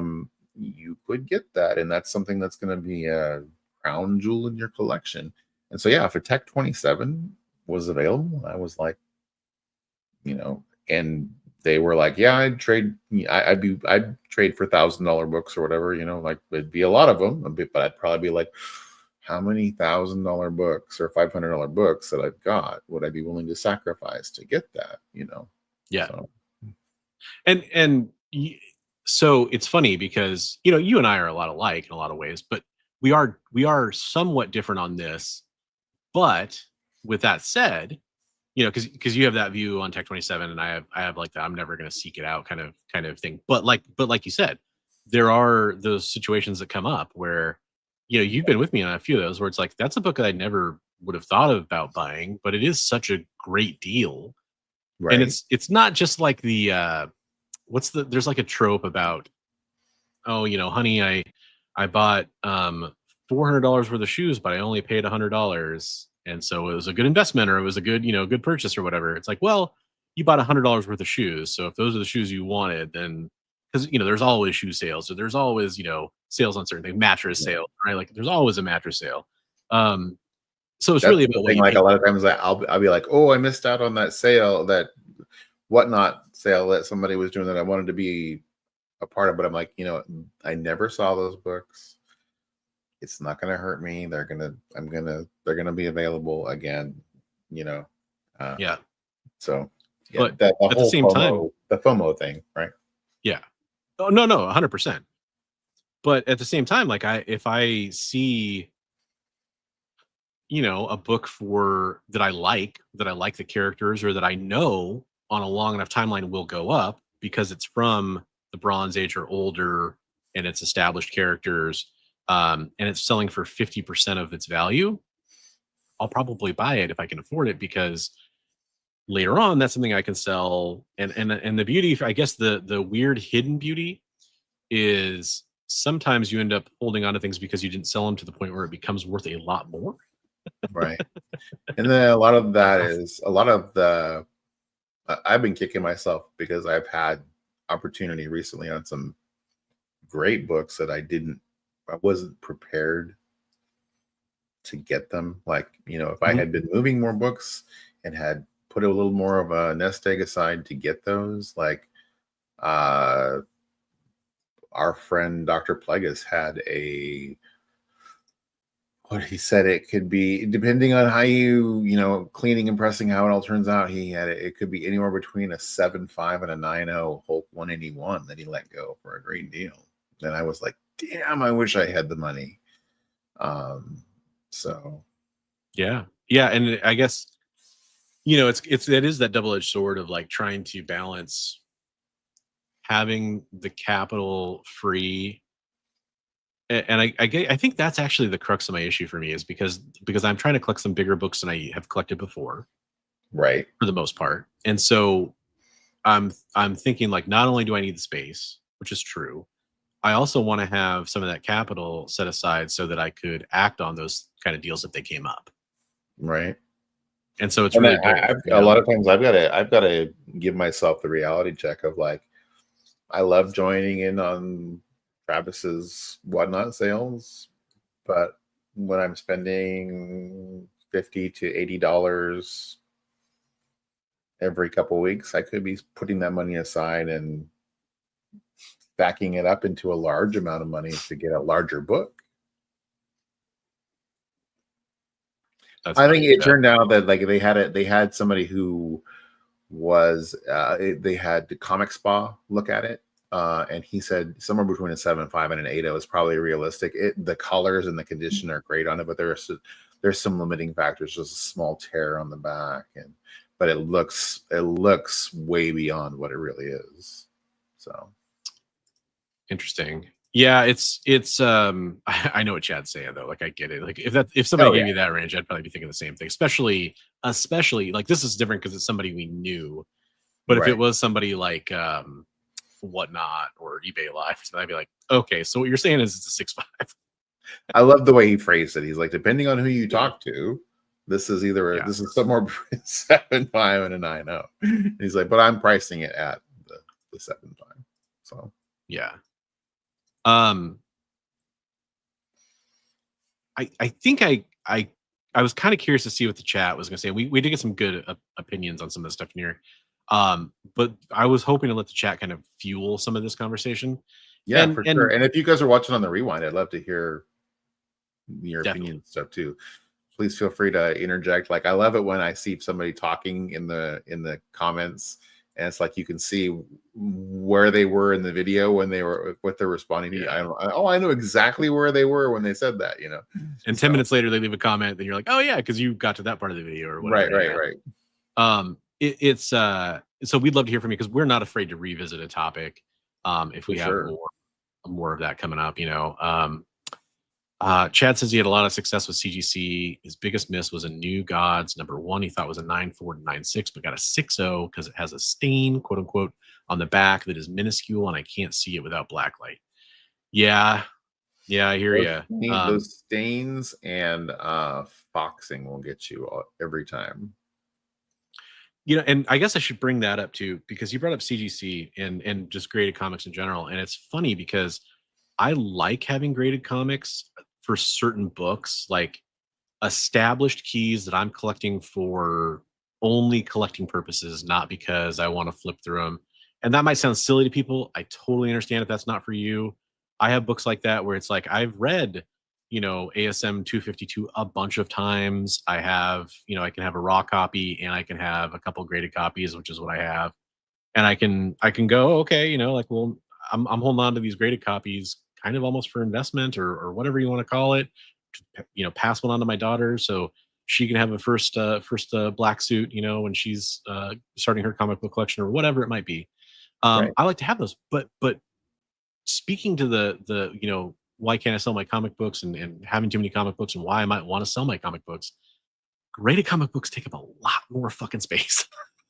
They take up a lot more space. Yeah. Does anybody know there? I know there's a turnaround time where you're supposed to have them re-slabbed. They're not a forever. They're wishy-washy. They're originally, I think they said 5 years, and then eventually, after that recommendation came out, they said, well, based on us opening some and looking at them, we think it depends more on the storage conditions and things like which makes sense, by the way. But I know Kyle, for example, remember my old co-host from the EXP, Kyle, who works at for them, helps run the show over there as their executive producer. He would talk about like his family has a collection that has, it's almost like I wouldn't be surprised, you know, they have, I think, multiple AF-15s, that kind of stuff. It's a pretty insane collection. I may be misquoting a little bit there, but I'm pretty sure that's the case. He was talking about how like their books they have valued over a certain amount, they get them reholdered every, I think, 7 years or 10 years or whatever it was. Kyle, if you're watching, leave us a comment. Let me know what it was. We talked about that on an episode of Devil's Advocates. You know, that's just part of like their annual cost. Is like, well, these books are that old, and we're gonna get those reholdered. And I think he even said they had CGC like comes out on site and does it or something like that, something crazy. So yeah, I mean, there's very much stuff to that. I've been a part of that debate where we had a talk about like where people were like, well, I do it for the preservation of the books, and they're like, well, actually, there's better ways to preserve the books that are way cheaper, like Mylar and you know, and the acid-free backer boards, archival, yeah, exactly. The archival supplies and stuff that will last a lot longer, and they're way more affordable than slabbing. So I will say humidity, heat, and light are bigger factors, in my opinion, than the supplies, assuming you started out with something that is intended for comic books Right. to a point. And the reason I say that is because I meticulously took good care of my comic books, uh, the ones I kept. And when I got into the hobby again, I started doing some grading. And some of those books had been stored in the same bag and board for way longer than they're supposed to be, 30 plus years. And they were just in regular bags and boards that were available to some dumb kid from Washington 30 years ago. So I don't think anything special. I don't, just whatever was out there. Ultra Pro or whoever the big brand was back then. I can't remember. You probably can. Hey. What? No, I mean, I could have been working. I don't think Ultra Pro wasn't the original big comic supply company. Let me think. I'm trying to think of who. It wasn't really them either, was it? Wasn't BC? Who was the big comic supply? Trying to think now. I feel like there's a lot more like maybe regional brands or something. There was back then, yeah, for sure. Yeah. But just whatever was off the shelf at the LCS, right? And those comic books came back. I mean, my G.I. Joe #1 that I read 100 times, which is on that. If you've never handled a G.I. Joe 1, it's on that thicker Baxter paper with like almost like a cardboard style cover. Yeah. Mm-hmm. Yeah, if you don't handle that cover nicely, like it'll show spine ticks like crazy. I got a 9.6 on it, and I'd read it 100 times probably when I was a kid. So I took care of my books, and I put a lot of that down to the storage conditions more than the storage supplies or having it graded or whatever. Now I do have it graded, so now I do both. I remember Ryan from Automatic Comics. Shout out to Ryan, been on our show before. But he bought some books on an auction on Instagram, and they were in these really nasty bags. And they were like the old gold key Star Trek. And he's like, couldn't really tell. They said they were nice. But when he got them and he started pulling them out of those bags, they were immaculate. But those old bags had started to deteriorate on the outside, so they looked kind of foggy, and and so we pulled them out. He's like, oh, these are just pristine from being in there. The funny thing is, though, on some of those books, they could still look great, but you can have like color loss. Like maybe that book may have been more saturated when it was first placed in that bag or whatever. The other thing that I've seen, and this is one of my favorite things, because it's terrible, but it's also really fun, is when you encounter somebody who either didn't know better or wasn't paying attention, and they put for the old school boards, which they still, I know a lot of people still make them. I don't use them anymore, really. Where one side was coated with a base coating to absorb the acid, and the other side was not coated. It was just bare cardboard, and they would store it the wrong side, because this is like nearsighted and farsighted. Most people seem to mix up those terms. A lot of comic book collectors don't know that the smooth side of the board or the shinier side of the board. Mm-hmm. Yeah. If you're dealing with a board where one side is clearly different than the other, most of the time that's the case. It's because there's a base coating on there to absorb the acid that leaches out of the ink over time from the comic book. That board, right? And it will. And especially if it was stored in a hot and humid environment. I pulled a first Doomsday out of a bag and board that had been stored that way for like 30 years, and like the back cover, and this is the best example I've ever seen it. The back cover was like perfectly imprinted on the board in kind of like a brown acid leach kind of way, which is why. But it's kind of surprising though. I thought when I pull that, I'm like, oh, and I look at the back of the book and I go, it doesn't look like it lost really much. It just looks like, I think it was just the acid content of the different inks made an impression on the,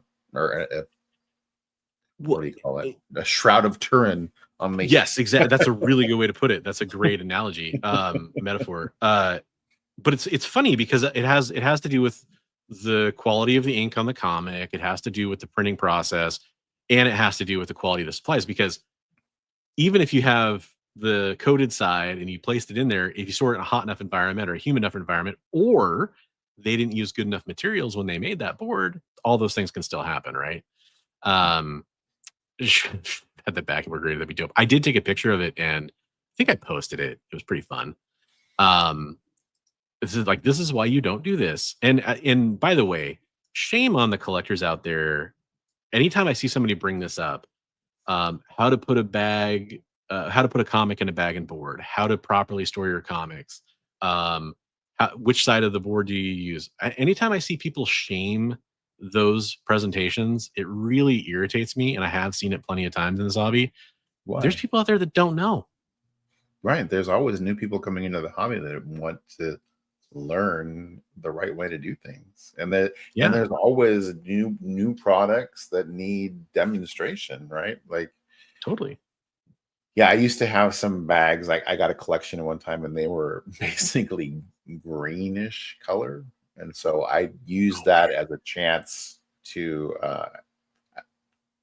make some sales. I hung them on the wall. I said, "When was the last time you rebagged your collection?" Yeah, well, and you made some sales, and also it's just good public service.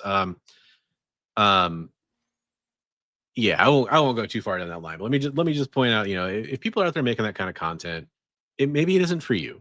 That's fine. But it's also kind of weird to gatekeep that comment and act like it's not.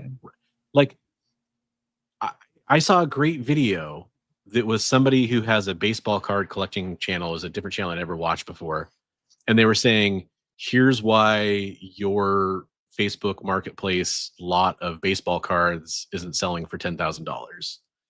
Something like that. That was the theme of the video. And they're actually doing a good job. They're being a little cynical, but for the most part, they're doing a really good job of explaining, here's why you aren't going to get offers on your cards, because any collector knows that it's more of a headache to explain to you why that entire 10,000 baseball card collection you have from the 90s is worth $50, because I have to go through it all and most of it's worthless. And, there's probably some cool stuff in there, but there's also a ton of junk in there. You're going to have you're going to catch more flies with honey than with vinegar. Let's put it that way. That's a great piece of content. And there are comic book listings that I see all the time where it's like, man, maybe they're showing like 5 books, and it's like, well, I want that one book. It's worth like $2, but it'd be fun to have it. But they're saying, hey, $50 for the lot. It's like 50-cent bin books or something. Yeah, or $5 worth of comics. Or people are like, I've added these up. The value, the cumulative value of these cards are X amount of thousands of dollars, but it's all these 25-cent and 50-cent whatever cards, and it's like, the reality of what those cards book for, or maybe individually sell for, but the amount of work, like you're saying, that you have to do to move them. If somebody's going to do that work, they expect a hefty discount. Yeah. And ultimately, just to say, most of the people in that hobby, it's funny, most of the people were like, oh, that's actually, good advice, or this is the best video explaining this I've ever seen before. I know if that got posted by certain people in our community, it would be like, oh, this is a video for noobs. And I could just see the comments and it's, well, actually, here's the worst thing. I'm part of groups where I would see that video get made fun of. And sometimes I call that stuff out and sometimes I don't. I'd maybe put that even in the title. This is a video for noobs. This is a video for you guys that are right. That are new collectors. Well, but I guess that's the point, is somebody who's saying this is how you bag and board a comic book. You can just assume it's for noobs and move on if you're not interested in that content, is all I'll say about it. Sorry to get on a weird rant. Don't watch it, right? Yeah. Now, if they do something wrong in that video, like they put the board on the wrong side of the comic on the wrong side of the board, there you go. You can nicely point that out, or whatever. I get it. Right. I guess all that said, I used to do that. What Eggplant says, I used to put the board in the middle. There's certain books I would do that for too. What I would do is I'd put one in the back and one in the middle. Mm-hmm. I've done that depending on the book. Almost like I've done that where I put one in the middle in to kind of tighten that thing in the bag, and then put it in a tightly packed box to almost like press a book. Yeah. Yeah, not fully, but like kind of, to prevent that spine roll a little bit more. Right, yeah, or correct Yeah. a spine roll. I've done that too. Yeah, where it will exactly. correct the spine roll over time. Yeah.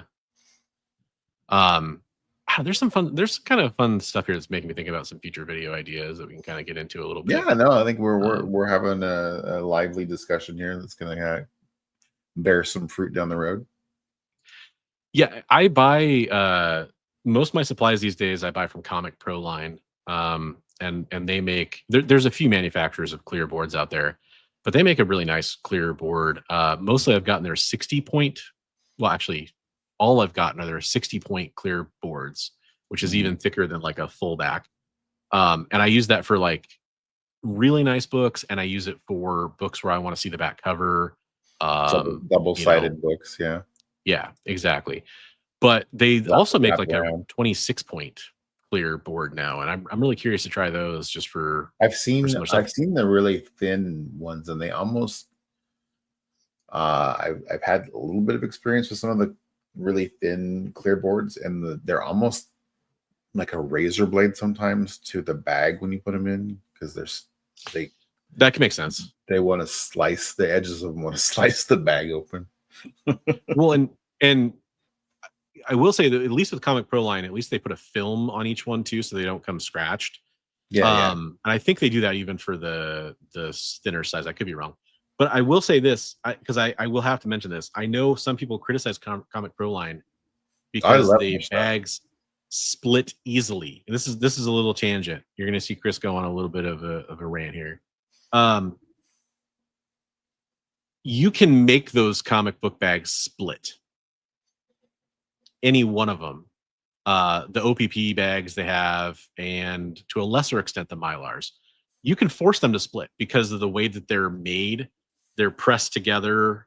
Maybe I'm talking my butt here, but the way they're pressed together, and then they're like heat sealed or laser heat sealed or whatever on the edges, versus however polypropylene bags are made, which I don't know if they're extruded that way or whatever, or they're sealed using a different process. They're sealed very similarly. Yeah. So it affects that material differently because there's more of a visible seam on the OPP bags.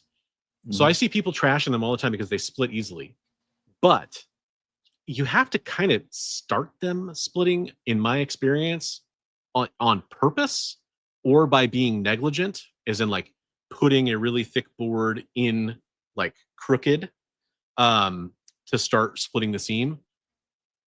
I have seen maybe 4 bags out of the thousands I've bought of theirs that were split naturally on their own. And maybe other people have different experiences, but I've stand behind those, and they're not a sponsor. I don't have any discount codes or promo codes for them. Not an affiliate. I've tried actually. I will say, if you guys like the feel of Mylar, but you want a more affordable bag, I used to work in the hobby supply industry, and the BOPP, or this biaxially oriented polypropylene is really similar to Mylar, and it's very affordable. So it's pretty nice. And I know Chris bags almost all his stuff in the BOPP. But the biaxially oriented is different than regular OPP though. It's the same material, right? It's the same thing. They just didn't put the B on it. Okay, I thought chemically is oriented polypropylene. Okay. Yeah. So that aside, I mean, they're and they also have that look of Mylar where the detail shows up a little bit clearer because you don't get that wrinkly prismatic effect or whatever that you get on polypropylene. They're nice and glossy like a Mylar. Yeah, and they show very well. Yeah, and I know like Comic Ozzy, I think, uses Comic Pro line on, and he should, he always is posting comic. I think Brian LCS just did a video about how he loves Comic Pro line, but he got hit with a tariff.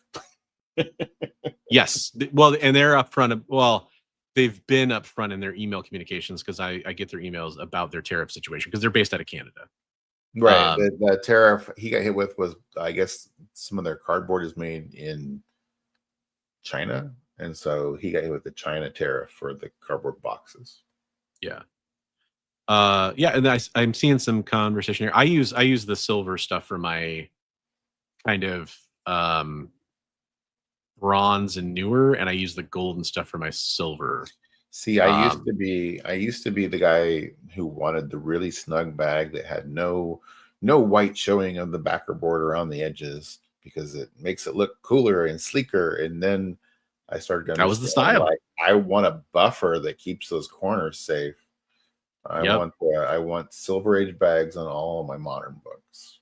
And I don't know if it's the material or just their sizing or whatever, but compared to some competitors, when I put my stuff into the Comic Pro Line supplies that I get, the book is almost suspended better. It's not being pressed tight. It's not being squished unless it's a really thick book, in which case you're using the wrong size bag and board, because you should probably go up a size, just like condoms.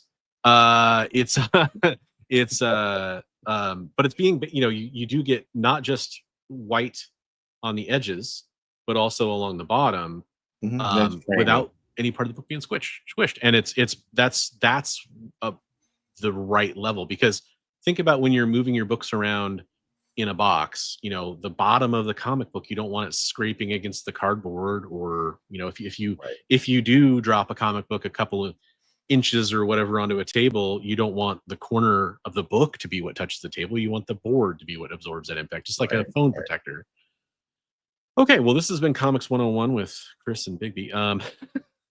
No, I mean, we're talking about our preferences in supplies. I think with that said, I have a whole bunch of really cool news stories. You should do those.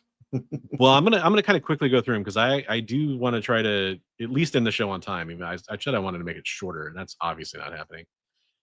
But yeah, I mean, there was still a lot we could talk about on the topic of selling. So I think it deserves further exploration. But we will definitely revisit parts of this, hopefully based on some of your comments. But John Byrne made a tease about having some big news coming on Thursday on, I believe, a forum or his blog. I'm not actually sure. Because last October he said he had some news. He had a recent post where he was saying he had some news. But there was some talk about we've talked about this before, the John Byrne X-Men Elsewind stuff he's been doing, right? Where he's kind of been telling the stories as if he had kind of never stopped, in a way, essentially, and continuing that on. We may be seeing that come to print. That's awesome. That would be dope. And this is something we may revisit. I know Chris covered this on his channel. I was hoping to kind of read the article live. I don't mean to go breakneck speed, but I do kind of move on to a few other stories. Yeah. No, as we learn more about this, we'll kind of revisit this, I think. Let's hit it and quit it. So much innuendo talk here on the show tonight. This is pretty cool. Some news coming out of Dynamite, a company that, if you're following the news, we'll talk about a little bit. Dynamite, Image, a few other publishers having some problems with their previous relationship with Diamond. But they have a new announcement coming out about Supernatural, which is a show that I loved and watched most of. But I love the parts I watched. They have a new series coming out. It's an official Supernatural comic book series. And it's coming from our team at Dynamite. Here's one of the covers here. I was trying to look at the release date. Oh boy. But it is going to be written by Greg Pak, which is really cool. So, not a slouch when it comes to writing. And I don't know how to pronounce this person's name. I'm so sorry, but Eater Messias is what I'm going to go with. Who did some work with Pak on Captain America Sam Wilson. And you're going to have, the Clayton Crane cover here, which looks pretty cool. I was trying to catch the date. Was there a Supernatural comic series before that? Or is this the first one? Okay. No, there definitely was a series before. I think the article actually even mentioned that up here. It's been over a decade since there had been an official Supernatural comic book series. Okay. And when there was last a comic book, it was by Warner Brothers' own comic book company, DC, through Wildstorm imprint. But they've continued to, Dynamite has continued to pursue the license for years, and now the pursuit has paid off with Dynamite launching its own supernatural comic book series. I'm so sorry, folks. I thought there was a date in here. If there is, it's due out in October. So October. it's probably that's not a good even time for it. Yeah, there we go. I knew there was a date somewhere. I have to mention this to be timely, because if I don't, probably won't get a chance to talk to you guys about it, and maybe Bigby and somebody else will cover it here. But this was something that one of my esteemed viewers was awesome enough to share with me. I thought this was a cool story. George Lucas and Guillermo del Toro and some others in the film industry are going to SDCC for a big announcement, a mystery announcement. Interesting, because George Lucas hasn't really been doing much since he sold Star Wars and I think other properties associated with that to Disney. But yeah, so this is really interesting to see, especially. I think a lot of people were saying like, "Oh, Star Wars news." I'm like, I don't think I think this will be something else. Like, if he's going with Guillermo del Toro and some others, I have a feeling maybe it's like a new production company, or maybe they have some kind of new, like a DreamWorks kind of thing in the pipeline that they're going to do, or they have, or maybe it's a project he's writing and Guillermo's directing or something. That'd be cool. But Hall H at SDCC, FX Studio or something, maybe. Or... I mean, it seems like they already do that, so I don't know that it would be that, but maybe, right? Maybe. But yeah, I'm excited for whatever that announcement is. So let's stay tuned for that. And then coming to us from ICV2 here, there are several Humble bundles, which somebody pointed out in one of our chats at one point, I think, or maybe it was just a chat I was in. And I really wanted to highlight this because there's some really good ones out there. Go check out Humble Bundle to support some comic book publishers, including Dynamite, who I've been talking about trying to support with what they're going through with Diamond. They have a 20,000 page mega rebundle on there with some Red Sonja, Army of Darkness, Project Superpowers, Vampirella, Sheena, Deja Thoris, and more. There's a James Tynion the fourth bundle on there with some Nice House on the Lake and Something Is Killing Children and House of Slaughter and all kinds of good stuff from him. Return of the Leading Ladies and Saga and a bunch of other stuff in here too. You should go check out. And then Star Trek has a comics mega bundle as well. So Humble bundles, usually you can kind of use a slider on there to support who you want that they're supporting, whether it's the company or Humble Bundle or whoever. You can kind of choose your donation amount, and depending on how much you donate, you'll unlock more comics or whatever. And then at least the last time I purchased from Humble Bundle, their comic books were DRM free. So I think that's still the way it is. It's been a while since I bought them because I usually buy through other storefronts now, but just for try to get some different books than they have. But yeah, go check that out. And then this is another story from ICV2. It was kind of just some updates on some projects. I know this was kind of the big news I thought was kind of crazy. Taika Waititi is directing a new Judge Dredd movie, which is bizarre to me for pairing there. I'm curious to see what it's like, because I love Thor Ragnarok and like Jojo Rabbit and a few other Taika Waititi projects are amazing to me, but I don't know, man. I like that last Judge Dredd movie, and I cannot see him making a super serious, Carl Urban Judge Dredd movie at this point in his career. Sony pushed back Spider-Man Beyond the Sonyverse, beyond the Spider-Verse, not the Sonyverse. That's funny. So it was originally set to come out June 4th, 2027, and it's now June 25th, 2027. It's been a long wait for that film. So they're trying to reboot Wonder Woman over at DC Studios now after the success of Superman. That's been, I think, kind of pushed up on their radar is kind of what the story we're seeing. And then Invincible, I know there was a teaser that came out. I haven't seen it yet, but they were renewed for season 5, according to Deadline, which is really cool. And there's also a Mortal Kombat 2 trailer that came out. There was an Alien Earth TV show, which looks pretty cool. I watched that trailer.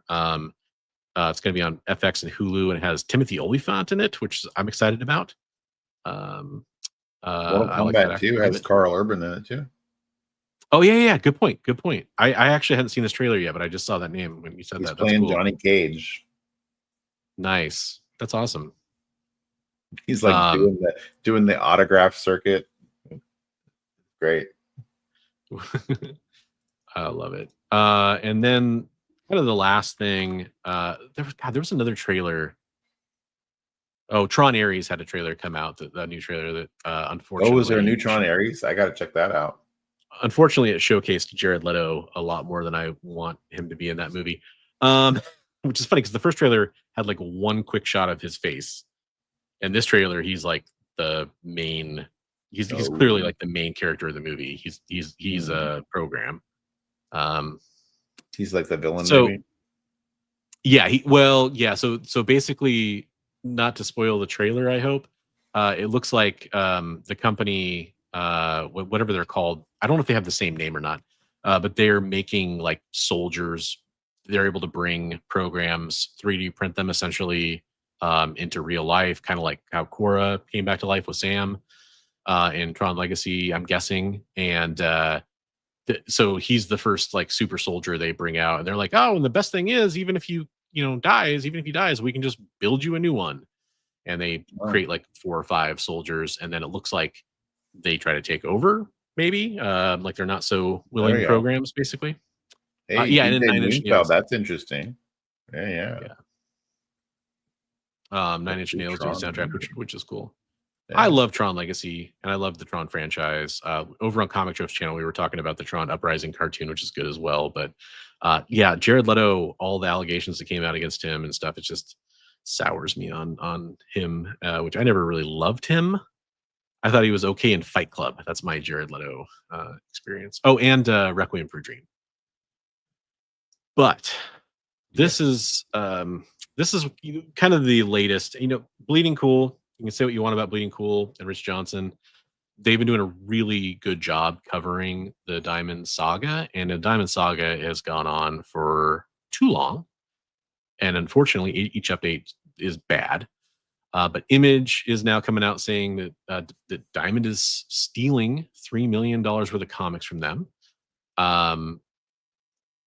So this goes back to essentially when Image was leaving Diamond, they then requested a bunch of their stock back and never got it back, apparently. And now there's been all these, allegations about Diamond now selling off some of those assets to pay some of their debts. And I know there are other companies that are irritated about this same kind of stuff and are owed money. It is just it's a cluster, is what I'll say. Yeah, I mean, I worked for a supply company, and we had a lot of stuff with Diamond's gaming side. And when we ended our relationship with them, it was really messy getting the inventory back. Yeah, it's. Oh, yep. Good call out from Jay, by the way. I missed that in the article. Anna Noriega, I think Noguera, I'm probably pronouncing that wrong, is writing Wonder Woman, by the way. That's cool. Chad, I love it. Yeah, that's a really solid list, actually. Yeah, Sin City. Yeah, I would maybe find a way to work Watchmen into that list. I know the ending pisses a lot of people off, but I think it got a lot of things right. So it's such a strong movie. Yeah. And the HBO series is peak, by the way. I did not think. Oh, good. Yeah, I loved it. But it was great. But yeah, this is really unfortunate. This is why I'm saying, like, hey, let's support some of these companies that are dealing with fallout from this, like Image, like Dynamite, and I know there's others involved too.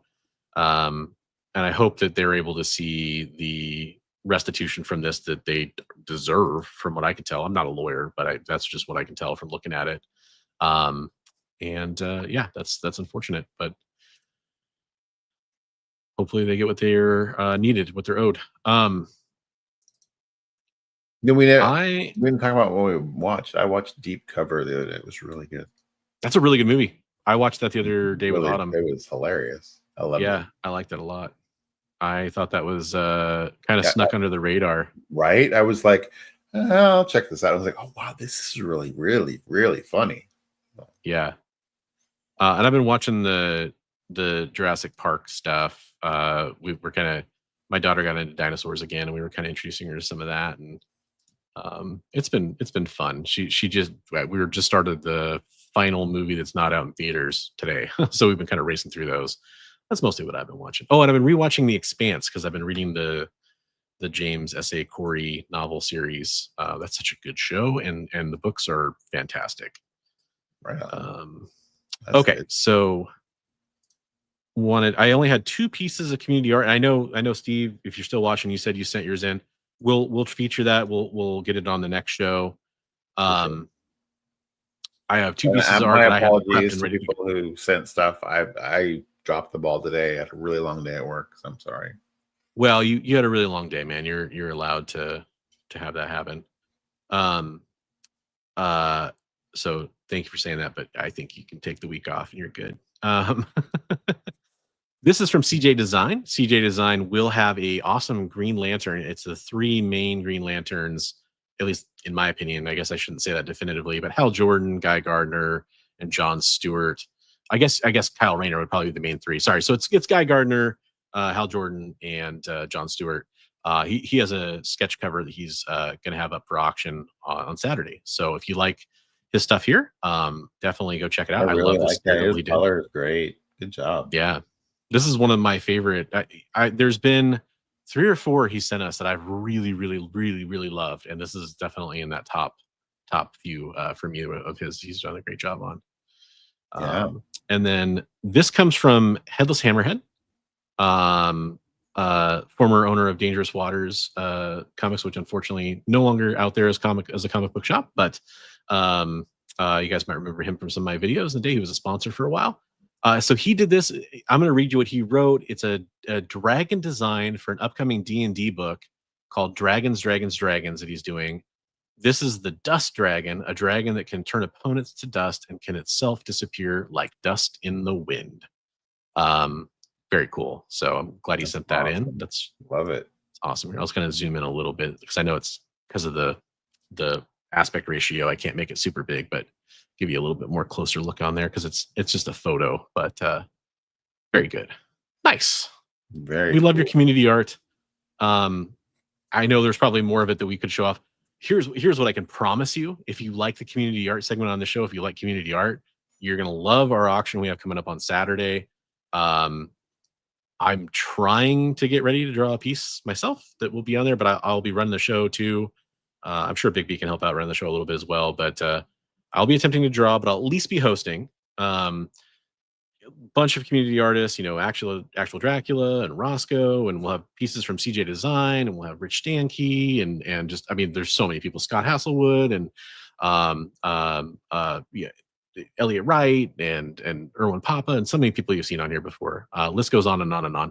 If you're interested in watching that, tune in Saturday at 2 p.m. Pacific or 5 p.m. Eastern on my channel, Bronze Age Nerd. The link is in the description below. All the proceeds are going to Mission 22 to help veterans. So if you want to help veterans, that's what you got to do. We'd love you to bookmark that show and give it a thumbs up. So and just watch. Even if you can't bid, just watch, share it out to groups you like, so we can raise some money for a great cause. I won't be back. Like positive comments go. Just if you're watching, definitely. Just letting what you like about people's art. It's great, even better, better than money sometimes. Oh, thanks, Chad. That's really nice of you to say. Thank you, Chad. We're very glad you appreciate it. We do it because you guys still keep coming back, and hey, share the show out to people that you think would enjoy it as well. But yeah, if you're interested in being part of that stream in any way, shape, or form, reach out to us. Whether you have a piece you might want to donate and we can auction off, or if you want to partake, we'd love to hear from you. And even if we can't fit you into this one, if we fill up too many people on the screen or whatever, we can write your name in and get you involved for when we plan the next one, because we are going to do more of these as well. Yeah, we can either put you in one of those, or we can put if you donate a piece of art, it can go into the next little Heroes for Heroes show that we have.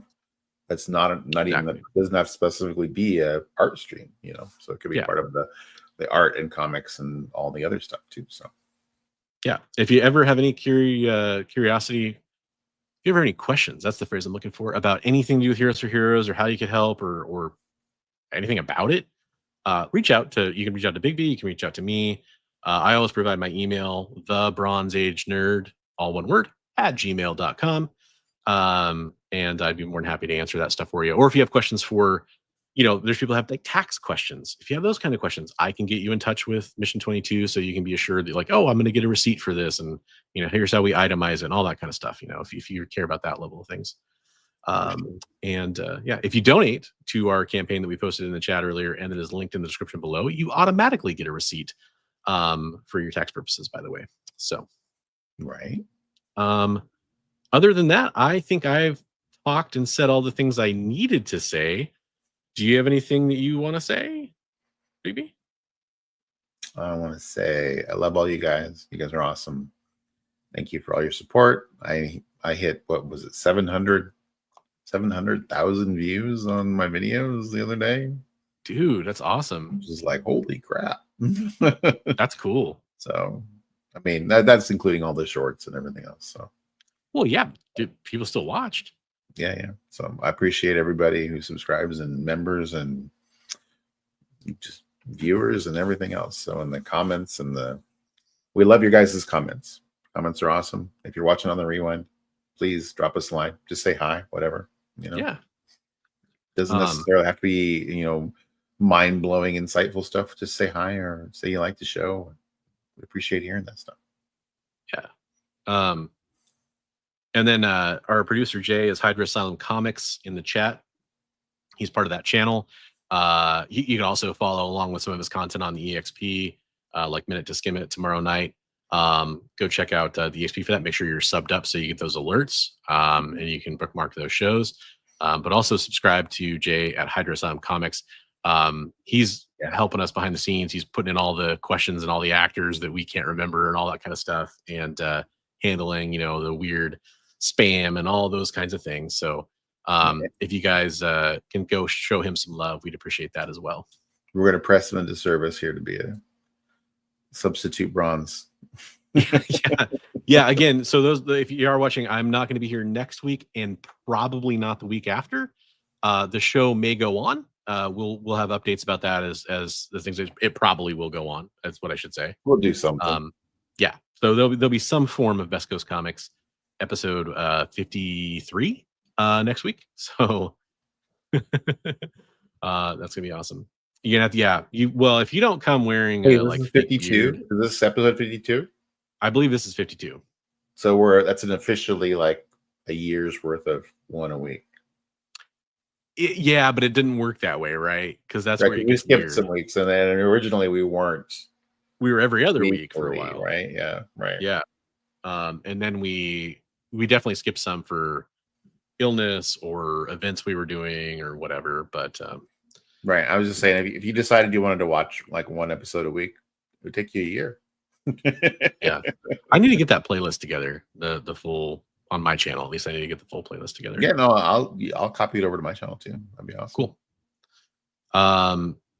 And I guess the last thing I'll say is if you have any topics that you want to see us cover, make sure you leave a comment about those too. If you're not fast enough to type it in the live chat right now, still would love to hear about that. Some of the things we've talked about over the last few months have come from the chat, have come from the viewers or conversations we've had with you, offline or whatever. Right. And that's some valuable stuff because we definitely get some fresh ideas that way. And then if you guys are in, we've told you before, you guys are just as much a part of the show watching as we are up here talking about it. A third host of our show is you guys. Like, you guys are a big part of the show. Yeah, you're a guest every week. Even if we have a special guest here on screen, we still have you guests in the chat. We really appreciate that. So we love all your humor and insight and knowledge that you share. So you're trolling and all of it. All of it. All right. On that note, I think we're ready to sign off here. Over on the West Coast, we're shutting it down. On the West Coast, you guys are going to be waking up in a few hours over there on the East Coast or wherever you're watching from. We appreciate you watching on the rewind if that's where you're watching. If you were here watching live, we appreciate you doing that as well. And love to see you here on Saturday for that comic book community art stream that we're doing for Heroes for Heroes. Have a great week, everybody. And Big B will be back next week to show you the ropes on a new topic. And I'll catch you in a little while. Have a good one, everybody.